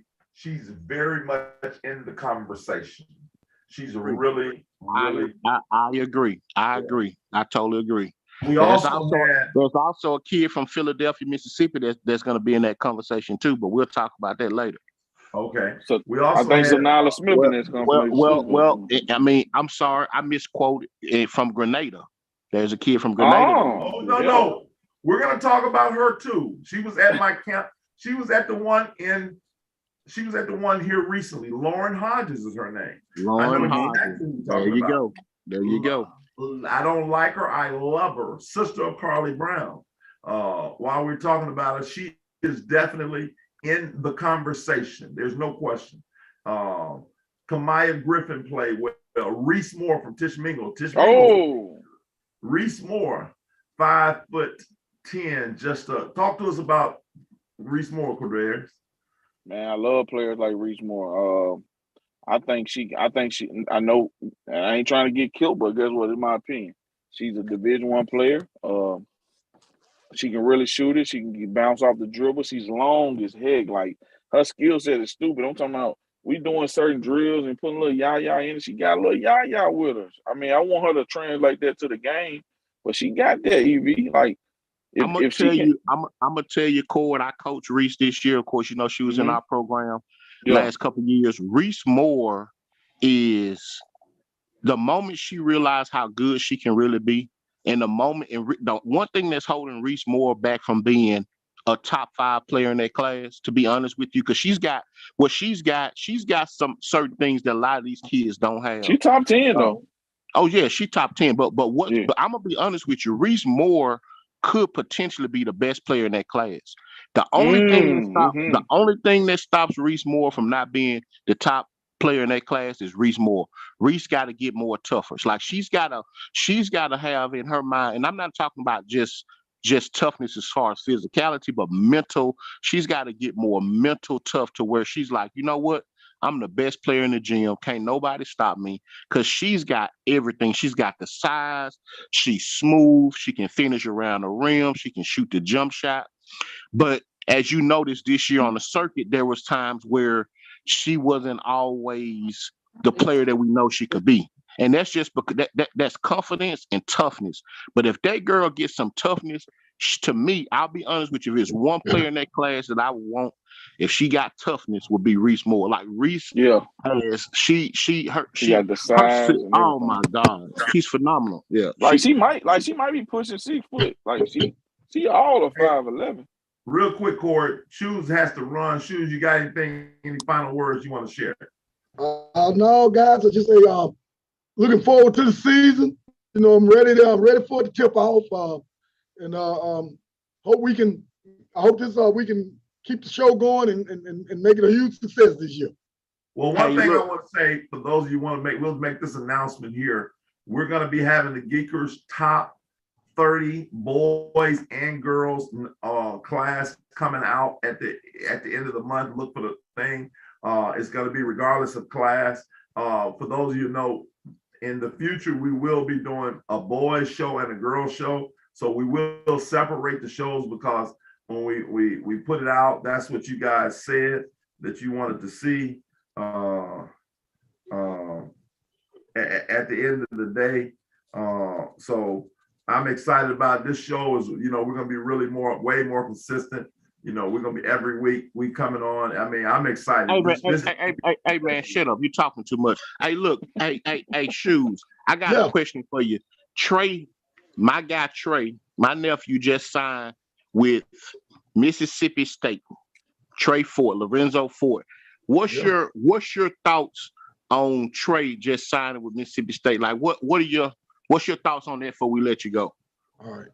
Well, I'm going to correct you. He committed. They can't sign for another month. Right. But, you know what I mean? Yeah, committed. I'm excited for Trey. I mean, he's running the full gauntlet of schools and try to take advantage of a lot of different opportunities to get out there and get better and get seen. I've always thought Trey is very talented. He just, he's very talented. Athletic, can shoot, can score the ball, has a nose for scoring the ball, an extremely hard worker.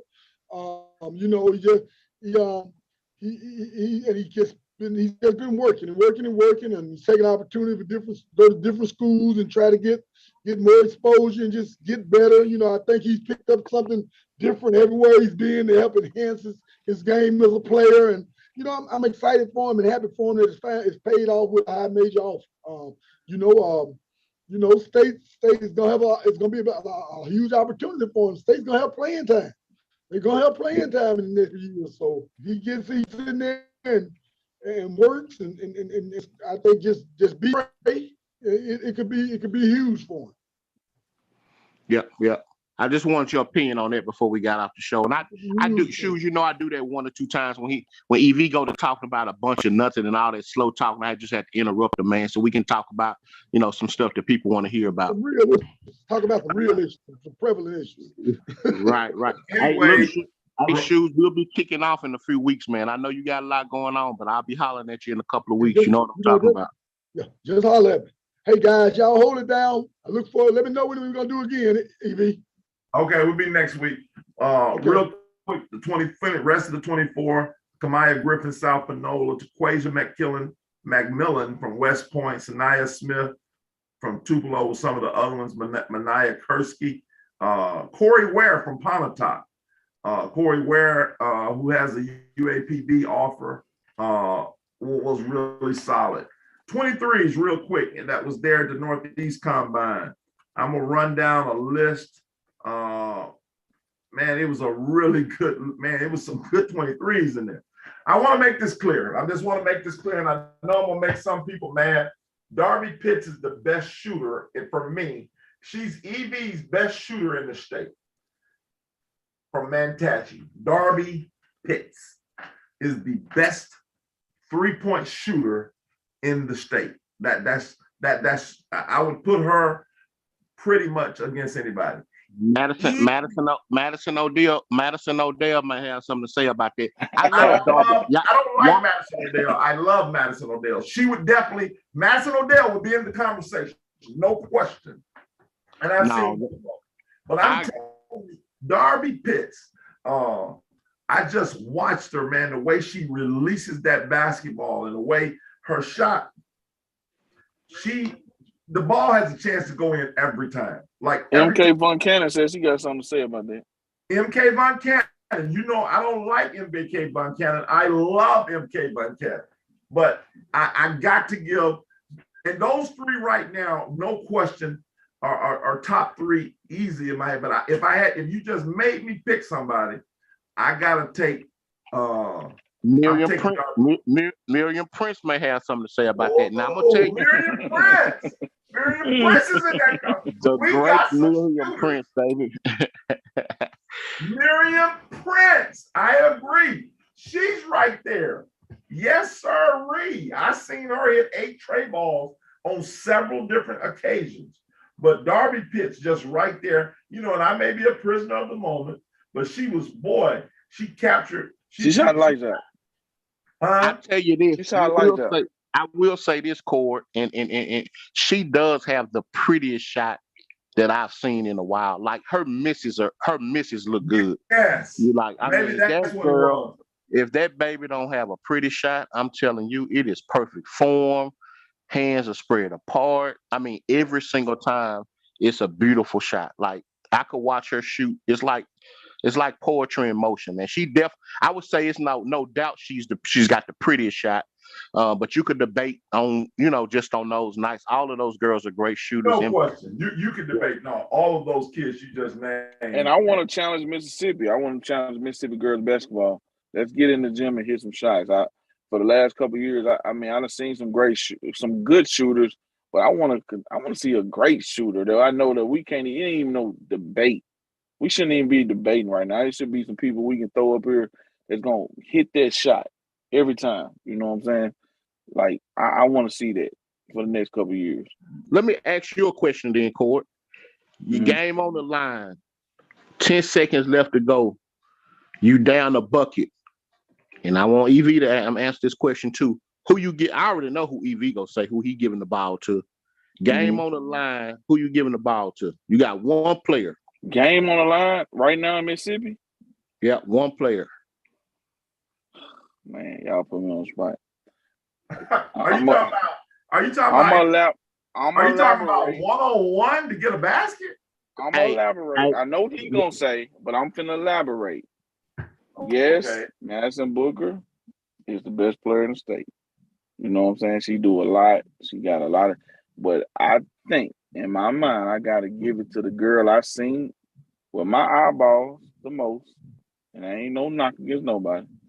And the boy gotta get that ball. She's different. And the boy But see, the thing about it though, Core, like you gotta have a clutch gene, and I know India got it. I'm not saying that. Well, my question is, this ain't about who's the best player. We know Madison Booker's the best player. Well, Period. No, who? 2023 class that she just made a commit. Well, let me be quiet. She committed to a school. You know what I'm saying? I'm not gonna name the school on air. I'm gonna let her do her thing. But she's going Division I. India born from Horn Lake, Mississippi. I gotta give it to her. Cause you got some people that are just big shot makers. Like they go make the big shot. They clutch down the stretch. You remember that game we was playing in the championship in Atlanta, and she was missing all games. She was off. And in that clutch time though, she hit them 2 mid ranges. Boom, boom. It took the heart out of the South Carolina team. I don't like India born. I love India born. But if I want to make this clear, okay, so y'all can hear me very crystal. I've been coaching for 30 years, okay? And I'm giving the ball to, right now, to win me a game in the state of Mississippi, in the state of Tennessee, the state of North Carolina, the state of Indiana. I just want you to let you know in any of them states, so you'll know, I'm giving the ball to a young lady that plays at Germantown High School by the name of Madison Booker, who can do magic with the basketball. And so now, especially if I'm standing on the sideline and it ain't no doubt, I'll put her against, if I'm standing on the sideline coaching her, I'll put her against anybody in the country, period. But in the state of Mississippi, she get my ball. 10 seconds. I'm gonna get. And I'll agree with you. I'm just going with I'm going with just like people do every day on the job. People do everywhere and everything, every walks of life. I'm going with the person that did it for me. I can't argue with you on that. I can't argue with you. I want to go back because So look, let me ask y'all this. I want to answer my own question. Who y'all think I'm giving the ball to? Y'all Who you know giving the me. ball to? EV, who I you don't think I'm know. giving the ball? You should be giving the ball to Madison Booker, but who are you giving the ball to, Eddie? I'm giving the ball to the great Miriam Prince. I want because I'm gonna tell. There we go. Let me tell you why. That kid a big shot maker. Like you got to think about it. Like you gotta, and all three of these kids that we're talking about, Prince, Booker, and India Bowen, are all three great players, no doubt about it. Of course. Yeah, and so you got to get the ball to somebody that's gonna create a shot. The one thing I will say about Booker that's probably a little bit better than the India Bowen and Miriam Prince is that the one thing that Booker can do late in games is she can find an open player. You know what I'm saying? She's 6'1", she's 6'2", kind of like LeBron sometimes. Sometimes LeBron and the LeBron can Kobe. find a flat. LeBron and the Kobe debate. Yeah, Like Madison Booker is the LeBron, India Bourne is the Kobe debate. You know what I'm saying? I know India gonna get that buck. She gonna get it off. But Madison might do it. She might get. I put it like this. LeBron, Kobe. I love Kobe, but I'm getting the ball to. I'm just saying if my bank account is up and I got one player to give me a bucket, I'm just who I feel confident with.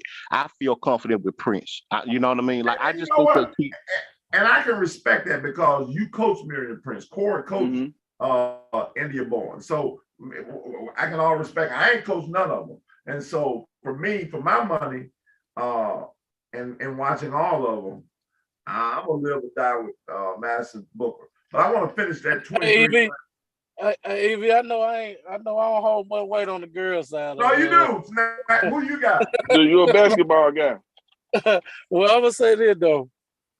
I didn't watch a good group of girls. I didn't watch lately. My girl intake in the state has gone up tremendously on all the girls I've been able to see. So in the great words of Coach Wayne Brent, dog, get that ball to Madison Booker, dog. Cause hey, I'm gonna be honest, man. There's very few girls who you see out there that can move just like well, I say it like this. You can stick Madison Booker in men's games, and I guarantee she'll still average double figure. I'm not gonna go that far, but she'll be really solid. She'll be really solid. She wouldn't embarrass herself. I don't want to get in that debate, men's and women. I think there's a difference. But she would be. I would say this, Snap. She would not embarrass herself at all. I'm gonna tell you this too, though, man. Like as far as from a passing, like she's got so many good shooters around her at Germantown. Like she does a phenomenal job of getting the ball to Charlie and some of the, she's got some good people, some good role players that can make shots. So like that's the one thing that she would do well because the attention gonna be on her. You go try to hedge the screen, you go try to get the ball out of her hands, and she will make the right pass. She's unselfish enough to make the right basketball play. So of those three, I would say she would make the right basketball play. But I just see Prince hit so many damn tough shots. Like I'm just confident in her. In the debate, it wasn't no question about who's the better player. We know who's the better player. Oh no, but ain't no debate about that. Yeah, but late in games, Kennedy Davis is a big time shooter. Late in games, there's kids who will clutch. Yeah, that can knock down. Let me say this. Tupelo High School, we got y'all number one. Me, Eddie, Evie, we got y'all number one probably in it, regardless of class. No question. Germantown got y'all number, and I can't discredit Germantown. Y'all should be. But before we get going on that, because I want to end with that. Let me finish some of those girls at that Northeast because I don't want to miss some of them. Leanna Silas from South Haven was solid. Amber McIntosh from Houston was really good. I really like her. She's got a lot of potential. Peyton Hervey from Tupelo. Audrey Houston was there for a minute. She had to run. She was, she's Audrey Houston. Michaela Riley. Hadn't seen a lot of her this year, this summer. Obviously, she plays out of state.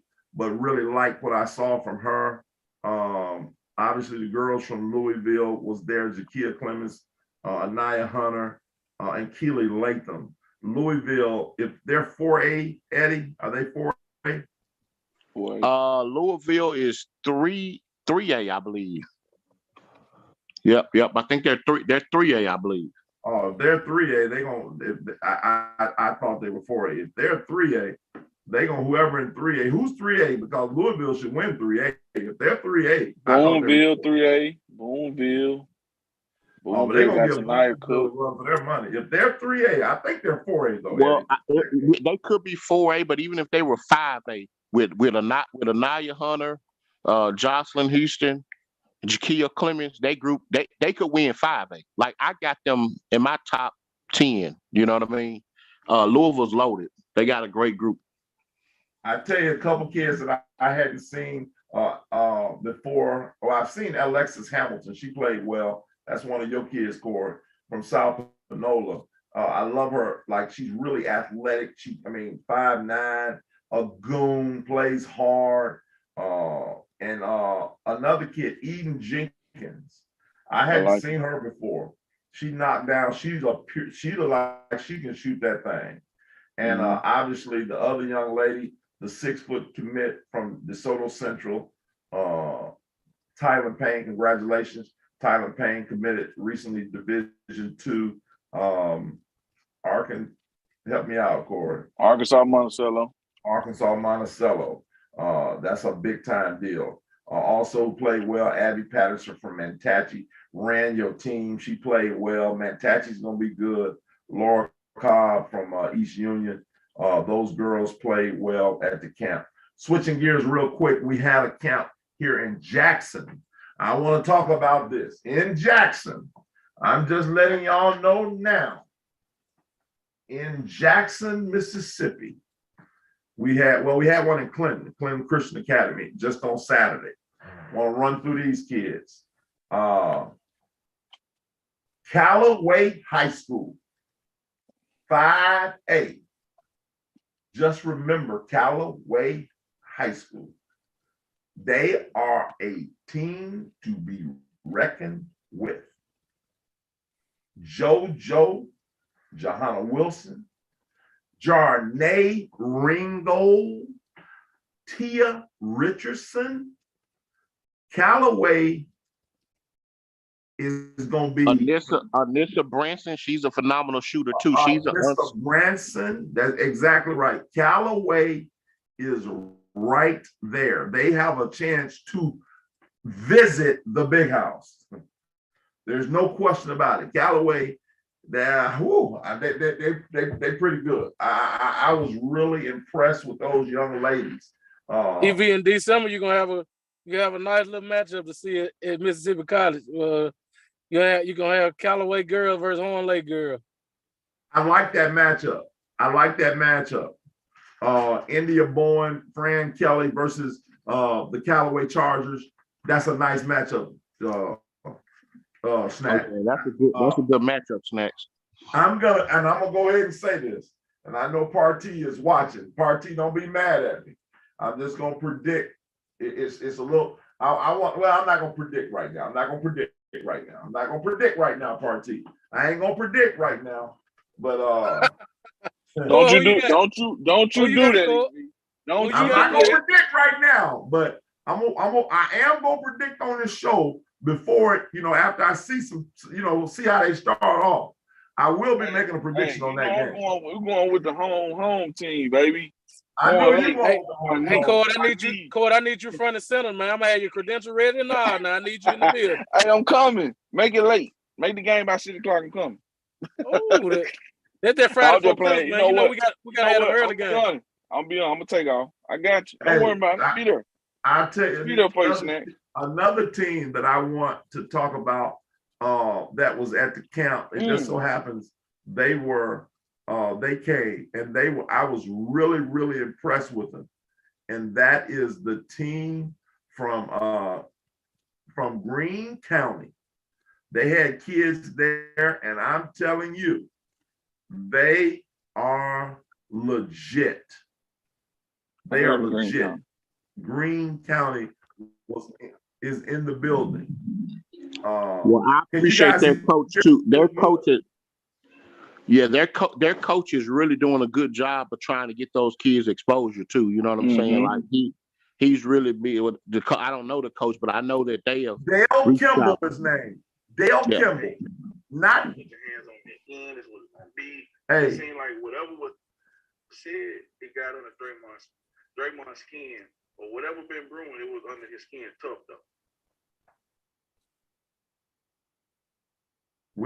We not talking about. Can y'all hear me? So somebody must start the show over. Yeah. I don't know what that was. I'm gonna tell you who. He wanted to make a mark on him. Real. That's what I was saying, Corey. It seemed to be something. Okay. I don't know what that was about. But can y'all hear me? Can y'all hear me? We got you, Yeah. brother. Can you guys hear me? Yep. Okay. Well, let me say this. The kids, the Greene County kids, was really, really good. Like Dale Kimball is the coach. And hold on one second.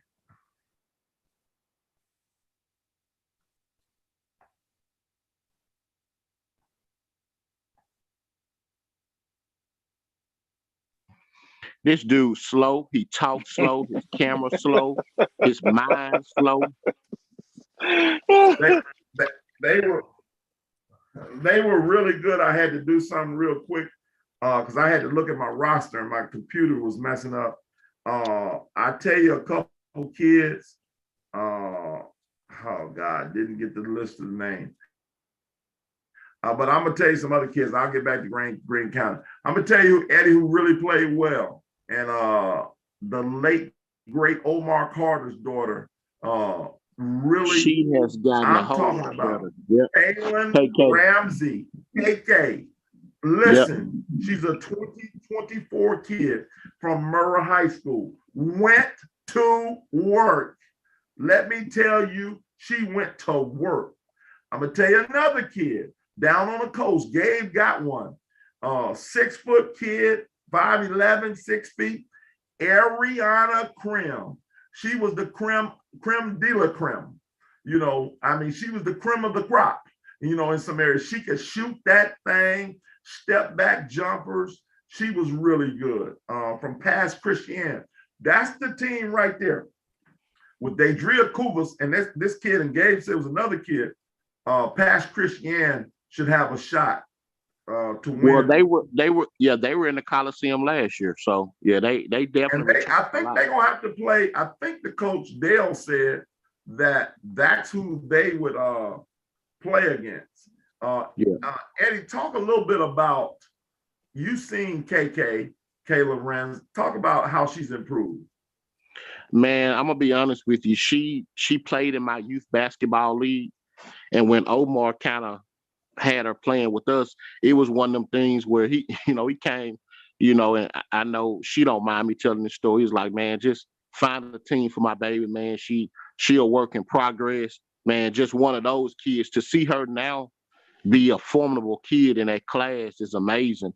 And I just tell anybody, and I encourage anybody, for whatever success that I've had or whatever success any of us on this panel has had, it all starts and ends with hard work. And if you work hard, you can't deny that. And so, man, she has, we played her in my little jamboree at Ridgeland High School. And hell, I was like, man, where did KK? Like, we couldn't stop her. I mean, she was hitting shots. She was going to the hole. She was finishing through contact. So, like, it's encouraging to see her do really well. And I'm proud of her, man. She, we love that kid and everything. So I'm glad to see her. She has gotten a lot better, though. She's, after Anaya Hunter, she's the most improved player that I've seen in the state after Anaya Hunter. I concur. She should average double figures from her. I think she's that good. She really played really well. Julissa Claxton, I've seen her improve. She continues to get better. She played well at the camp. Going back to Greene County, I had to get the names. Rihanna Moody. Yes, sir. She shot of the blood. I think, yeah. She shot the blood out of it. I'm talking about she can flat out stroke it. I mean, she was really good. And her sister, a freshman, Rikia Moody, both really, really good. Greene County played. I mean, they moved the ball around. They didn't. I mean, they played well. They didn't lose a game. They played well. Jatoy Johnson from Clinton, big body wing, just strong, just tough. Jatoy Clinton's gonna be pretty good this year with Jatoy coming back. There's two kids though, and then you had Carly Brown. Carly Brown came down and played with her sister. But the first time I ever got a chance to see was the girl Lauren Harges from Grenada. And I don't like her. I love her. She can do it all. She can handle that thing. Really got a nice mid-range. I float you. She was good. Got to work on her three ball. Got to work on finishing with her left hand. She was really good. But I'm gonna just tell you this: the girl that shut it down, Eddie, and she went. I'm just gonna tell you, she moved up in my mind and in my initial rankings, and that's the girl from Brookhaven, Angel Wilkinson. Angel Cookie Wilkinson did whatever. What did she do? Whatever she wanted to do. She hit the tray ball. She had yaya. She had, a dog mentality. She's really good. I believe that. Yeah, I agree. No, I agree with you. Yeah, Angel top 15. She'll top 15. Yeah. She's top 15 good. I agree with you. No question. She put herself in. For me, again, and it's not, I want to make this clear. Coming to my combine is not going to get you per se ranked because you came to the combine, oh, we're going to rank you. No. Coming to the combine for me gave me an opportunity to see you one last time after seeing you all these other times. And I just happened to see Angel. Some kids I haven't seen before. Ariana Krim, that was my first time seeing her. Loved her. But Angel Wilkinson, I said to myself, this girl has the likings, I agree with you, Eddie, of a top 10, top 15, like on some days she could be top 10. I mean, she ain't scared of nobody. What she's got to work on is going to the basket with her left hand. She got to work on that. Yeah. She's pretty much right-handed, but boy, she's really, really good right-handed. And so that was, the state. I'm telling you, we are headed in the right direction, to be honest with you. We are headed in the right direction. It's a lot of talent in the state. I would say this, we have to continue to, really, to be honest, and we're going to shift as we get ready to close. The challenge that we have in Mississippi right now is it's not the kids, it's the adults. And I'm being honest with you, from parents to coaches and different things like this, we have to stop with, we have to go back to a little old school. It's too much stuff being said about other people that you don't like, that kids are hearing, and then all of a sudden they don't like an adult. When I was growing up, there was no such thing of disliking Mr. So-and-so or Coach so-and-so because I knew some about or thought I know some about them. That stuff is foul. And we got to do a better job. We as adults, we just got to do a better job. We have, and it's hurting our kids. It's going to hurt them in the long run. There's an old, like when grown-ups were talking, you couldn't come and be in no grown folk conversation. Like, I don't know how we've lost that. And we got to do a better job because our state, here's the thing. I truly believe a lot of people are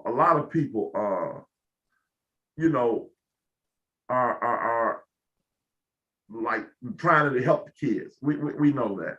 And, there's plenty of different ways that you can help kids. I get it. But at the end of the day, there's no reason in the world why we should be at each other's throats and different things like that, and just have such a lack of integrity that's going on. It's sad, and it's just bad for our state, and we got to do better because these girls and these guys, these kids, they don't deserve that. The Bible tells us that, it is our job. They're supposed to honor their parents. They're supposed to obey their parents, and they look up to us. And for us to act the way we act sometimes is just appalling, and it's sad. And so we just got to do a better job of that. And so I know you guys want to jump in and go ahead. I definitely want to jump in. Go ahead. Evie, when I first started coaching AAU, I didn't really know too much about some of the guys that was really doing it a lot in Mississippi, but I found my way to know who they were. I was really looking at the guys in Memphis because I'm right there on the county line. I play AAU ball in Memphis. That's what I'm used to. Like, I'm a Mississippi guy to the heart, but I'm right there. You know what I'm saying? So I'm used to them type of programs and how that's ran. So who I looked to immediately was the Bobcats, and I wanted to beat Eddie Young. I wanted to beat the Bobcats. I did. So I hyped up my girls and motivated them to just, they was the product we wanted to beat. I didn't necessarily know about, different beefs and, who else was really doing it. I knew somewhat, but because I was an internet guy, that I stay on the internet looking some stuff. So I hung my head on beating Eddie Young, you know what I'm saying, the Bobcats. You know what I'm saying? Achieved it a couple of times, became a guy in a state that's respectable. But I always gonna look back towards Eddie Young being a pioneer that I looked up to and knew what he was doing, and not throwing no shade on nobody else. But I just want parents to realize that we us coming together was something that's gonna help the kids, because to be honest, I feel like, and I say it humbly, I'm one of the hottest guys with a program right now in the state, as far as like getting kids in school. And I ain't saying it just because Eddie Young been doing it for years. He's been doing it longer than me. I got to give him kudos. I got to give the other guys kudos. You know what I'm saying? I'm not gonna mention no names, but what I'm saying right now, I mean, why not be attached to some of the guys that really been doing it on the high level? And I really care about the girls. You can ask any of my players. I really care about them. You ask about me, it's gonna be, you got people that gonna feel negative about you, and them guys are clowns if they feel negative about me, because I don't even mess with too many people. So I'm just speaking from heart to heart. Like, why not give it a chance of being about something that's special? Me and Eddie Young was competitors. Now we together. We the one of the guys that do it at a high level. And for you can say you can do that at a high level, let your numbers and all your stuff you do, let your work talk for itself. And a lot of people don't let their work talk for themselves. They rather just talk. So, I think we got to get out of there. And the parents got to stop looking at social media just because somebody put a pretty flyer up that they doing something. It's not about that. Look at the product. Look at just look at the product. Just really do your research and stop looking at how things look so pretty, because everything not pretty on the outside is not pretty on the inside. So, hey, I agree, man. I think one of the biggest issues nowadays is that, like Evie said, kids stayed in kids' places. A child stayed in a child place. I think too many parents nowadays are trying to be friends with their kids. Like, they have the same conversations that their kids have. You know what I mean? Myself and my wife, conversation that we have is our conversation. We don't bring kids into into decision making. Like Jarnay, Cameron, none of my kids can make a decision on what they're gonna do as long as I'm putting clothes on their back, as long as I'm feeding them and putting a roof over our head. So I'm just challenging parents to do a better job. A lot of times these kids don't know, and I'm not so much talking pertaining to making decision with what AAU team that they're playing with. I could care less about that. What I'm saying is that it's so many parents that I talk to, and a lot of parents, y'all gotta understand, I deal with basketball and stuff at a whole another level. The Bobcats is just a small portion of what I do basketball. I own 3 sports basketball businesses. I see over 2,000 kids in my youth league. And I see so many kids and so many parents allowing kids to make decisions on what they do and being dictated to their kids. I'm like, who the hell running the show? The kids or the parents? And so I'm just so old school. So when you see that type of stuff, it bothers you. That's a part of of the reason why that's important is because it's it's critical to us getting the state up to par with the rest of the country in terms of where these kids need to be. We talk about several kids tonight that should be Power Five. Like I heard, even on the board side, man, this kid should be this kid should be this. This kid, well, it still take a village. You understand what I'm saying? It still takes a village. Everybody's got to play their part. And so, and not to say that we're perfect. We make bad choices. We make certain things that we don't do. I mean, we can agree to disagree that we all fall short, but that's important that you, like you say, it's too much, too many kids in grown folks' business. And that's a problem, but and I think that there's more a problem, and I'm gonna make this racial thing, but it's more of a problem with our people, Black people. We're trying to be our kids' friends, and we need to separate. A child is a child, So, but you're right, Corey. You've done a tremendous job, man. People see what you're doing. You working your butt off. I know how hard you work. Once was a foe, now you're a friend, and I just think that it's important that we continue to move this state forward and advance this state, because at the end of the day, what we're doing, nobody can do. We touch from the top of the state of Mississippi to the bottom.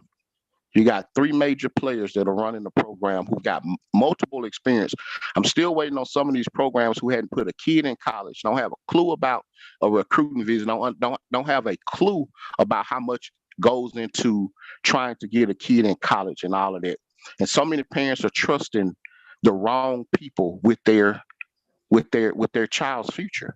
And when I say the wrong person, not a character thing, it's people who, like, I ain't gonna go to I'm not gonna go to the homeless guy on the street to tell me how to invest my damn money. You know what I'm saying? Like, we gotta be more educated and more diligent as to what decisions we make as it pertains to these kids' education. And I mean these kids' future, in terms of education, basketball, and everything. So that's just where I'm at on that. And that's let's say this. Let's say this, Eddie. You know how we used to go back and forth. I want people to know this. When that ball tip off in there, I'm cool. Ain't nothing malicious. But just know we got an army, and if you're ready, I hope you're ready, because guess what? We veterans are doing this, and we just standing by. Like this little stuff that be going on social media. Man, we ain't gonna let that stuff sweat us. But just know the ball gonna tip off in the air soon, and we're gonna put your money where your mouth is. And guess no, we strategizing, and we trying to beat you by 30 points. I'm just being honest. We might not beat you by 30, but we trying. We're trying to get you out of it. It's gonna happen. Well, it's gonna happen. Y'all know I'm competitive as hell, and so now I'm just gonna be straight up honest with you. I agree with that. We got an army, and y'all know who you are. You can keep throwing your flyers out. You can keep doing all of this stuff, but at the end of the day, you gotta see us. And if you don't come see us, we gonna go find you. And I'm known for that. I'm known for that. You know that, Eddie. I'm known for that. But Eddie, no, I don't back down. I'm going to find you. I don't care if the tournament costs $50. I'll see you at the $50 tournament. And I don't like playing in hot gyms and stuff like that, but I'll see you there. So I'm sorry, EV. I know it's Mississippi Talking Hoop. We just got off subject. I'm sorry about that. But I'll see him at the hot gyms. Hey, it is what it is. We alpha males. We There's alpha some males. smoke. There's some smoke in the sip. It sounds like some smoke in the sip. It gotta be. We've been quiet for too long. We've been quiet. Hey, Snacks, let me tell you something. I once was almost asleep. You know how you get ready to take a nap? You get the air conditioner right. You turn the air down. You put the fan on you. You get in the bed. You got your man. I had my damn pajamas on. Was finna get in the bed. Listen. I'm with you, Eddie. This what we're gonna do. Me and EV gonna do this right here, man. We're gonna have us an icebreaker. Right before the season starts, we're gonna get a neutral location. And whoever they gotta play in it. They gotta play in it though. Tell them don't run. We're gonna set it up. Snack. Because guess what, Snack? They might listen to you. Don't tell them who they playing because they'll run. I know they're from. Listen, okay. Don't tell them who they playing because they'll run. We got some Yes, smoke. Hey, Hey, look, Vic. and just know this, Snack. Just know this right now. Just know this. Just understand this right here. What we saying? What we saying is, we ain't ducking. We ain't running from nobody. Mm-mm. It is what it is. Put your big boy First game of the pants on. season. Let's Yeah, play yeah. first game of the season. I'm cool. We ain't got to talk about it no more. You can go on it. You can run my name in the ground. You can try to destroy my family. You can try to destroy anything that you're trying to destroy. But to God be the glory. You can't Ain't stop gonna this happen. train. It ain't gonna happen. So it's personal. Yeah, if you want to know it, is it personal with Eddie Young? It's personal with Eddie Young right now. You know, we And like we got an army. Yeah. That's what I'm saying. Hey, They don't understand that though. We done hey, did Snack. this, but get you. Hey, Snacks, you know how you a ESPY Award winner. You know how you have a show like Patti LaBelle was performed in my hometown this weekend. You know, you have your opening acts. You have like the little people that don't nobody really know, and they go on before the show. You know, they kind of go on. Then you got the main event. We the main event. They the opening Oh, acts. most definitely. End of discussion. Yeah. Most definitely. Well, The as gloves we are. Hey, you shut up, Evie. The gloves are out. It's on and popping right now. The gloves are out. It ain't no love. Y'all took it personal. It's personal now. I've been quiet, but no more quiet. I can guess what? One thing y'all know about Eddie Young, I can walk the damn walk, and I can damn show talk the talk. So now that's what it's finna be. It's They on and woke the popping. They woke the monster. I've Putting your been waiting to flyers do this. out. Keep doing all that. You got a damn good flyer. Keep putting your flyers out. Keep doing all that bull crap you're doing. It looks really good aesthetically, like Evie say. It looks great aesthetically. But at the end of the day, that ball got to be thrown up, and you got to come see me. I'm still king in And the if you state of need help, Mississippi. on getting your schedule together, hit us up. We can get the schedule together. You know. What you prefer, Eddie? I can get that schedule together. We're playing out. You playing all the top lines every time. Matter of fact, Yeah. hit one when you go out of town. Hit one, and you can play against all the top kids. Yeah, well, that's just what it is. So we cut from a different cloth. It's gonna be what it's gonna be. Just try to keep your kids when you get beat by 30. Them same kids that you got, just when you get your ass handed to you, just try to keep them now. Cause just know now it's time for me. Delonte Webber, what do you have to say, Delonte Webber? Oh, Mississippi talking to the hoop. Let's go. Hey, y'all on a different level with this one, man. I don't know what y'all talking about, but hey, it sounds spicy to me. Yeah, well, no, we're gonna of talk. Shift gears, and we're getting ready to close it. We appreciate everybody as we do. We got everybody get their last geeks of the night. I think they've gotten theirs already. So we're gonna go and shift to you, Delonte. Again, great tidal wave camp. I'm looking forward. You know, I know you have an event coming up. Your tip off classic, and you know you can talk about that and snacks, you guys. So go ahead, Talante, and then we'll go snacks, and then we'll shut it down. We'll say the tip off for a little minute, but man, it was a good show tonight, man. The tidal wave went great. A lot of talent, you know what I'm saying. We're gonna be dropping recaps and highlights all week, so be on the lookout for that. My last geek, and I did forget to mention to the campers, guys, this year we challenged everybody to be better and perform. You know what I'm saying? Like, I know, you know what I'm saying, being on the media side, we can give guys and girls too many flowers sometimes, and you know what I'm saying, they go to their head and then they go out there and just stink it up. So this year, the thing you should want to do is be consistent. Be consistent and play well. Try to play well every game. I know every game is not going to be a 25, 30-point game, but try to be as consistent as possible. Because last year, you know what I'm saying, we gave guys too many flowers and they just didn't perform to the levels that they should have performed. And make sure you get your rest. I know official practice started today in Mississippi. Make sure you're taking care of your body because it's going to be a long season, a good 4 or 5 months. So it's a long season. So, man, make sure you're taking care of your body, getting your proper rest, and eating the right way. And that's it for me. Snacks. Look like we got a lot of great basketball in store for the state of Mississippi. Like you say, definitely want to commend what you're doing, EV, with the show and with the combines and everything like that. That definitely doesn't go unnoticed. Cool, Eddie. Talante, great event. Like you say, the brand of basketball and the exposure opportunities, as well as want to shout out the media coverage people as well, like Southside Hoops, K. Walden and Shay, for all that they do for getting all the media coverage of the athletes, because that is vital now with how everything's going. You definitely want to have you some footage, and you definitely want to have something that's marketable to these colleges and universities that are taking a glance at you. But yeah, it's gonna be some good basketball. Like you say, I think official practice started today for a lot of schools, so it's definitely gonna be a great season. Look forward to it. Court, Eddie. Nah, I ain't got nothing. Talking Hoops in Mississippi gonna be a good show this year. I feel like everybody comfortable. We more knowledgeable. We're gonna get it done. I'm gonna be at plenty games this year too. Easy one. Hey man, great show as always. Talking hoops in the sip. It gets spicy sometimes, man. And at the end of the day, you guys know we highly competitive, myself and Cord and stuff. And so I just think that that what we're doing is really good. Appreciate you, my brother, big brother, for putting on this show and giving us a platform to kind of talk about these girls. And it's all about these kids getting exposure at the end of the day. However we go about getting it, the ultimate goal is to make sure that it's about these kids getting the exposure. Talante, heard your camp was great as always. Man, let's support Snacks and his event that's coming up. That's big time what Snacks is doing in his inaugural event. It's a lot of work that these guys put in behind the scenes to give these kids opportunities and platforms.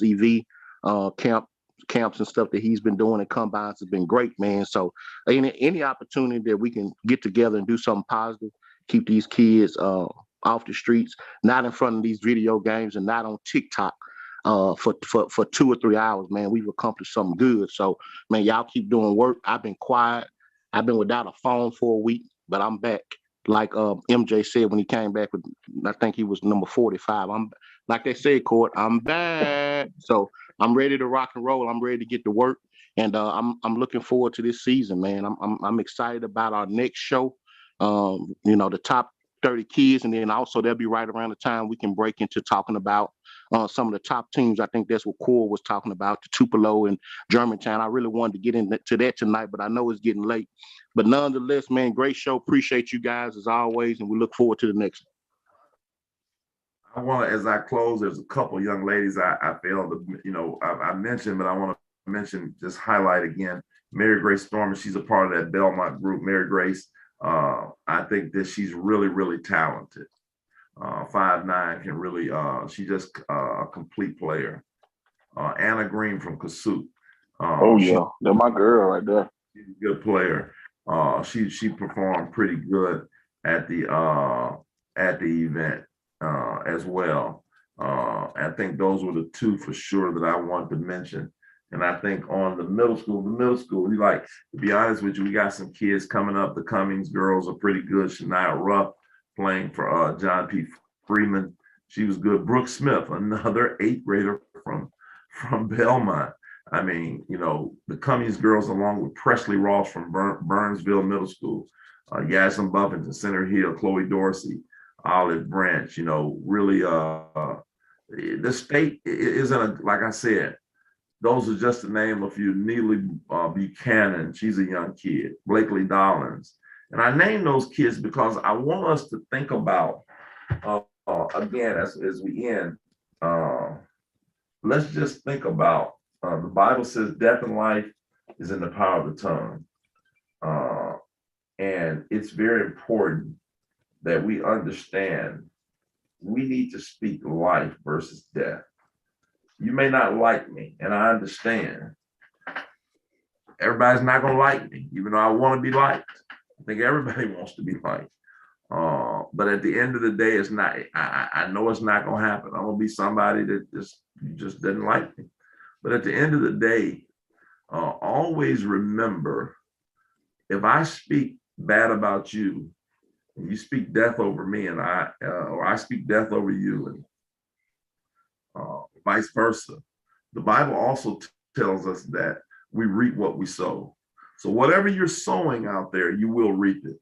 And let's just do better as a community. We have a responsibility. I remember my daughter told me sometime I didn't ask to be here, and she's right, she didn't, and our kids didn't ask to be here, and so now that they're here, let's make sure that we make the right decisions, especially with our mouth. The power words is so important. You know, the Bible tells us also that our tongue is an unruly evil, and we need to try to tame it as much as possible. And so for Shoes Johnson, Thomas Snack Lee, Talante Weber, Eddie Young, Quadarius Jones, I'm Coach EV, aka EV the Geeker, saying good evening, good night. We love you guys, and we pray that God continues to bless you. And I pray everybody reach their God-given destiny.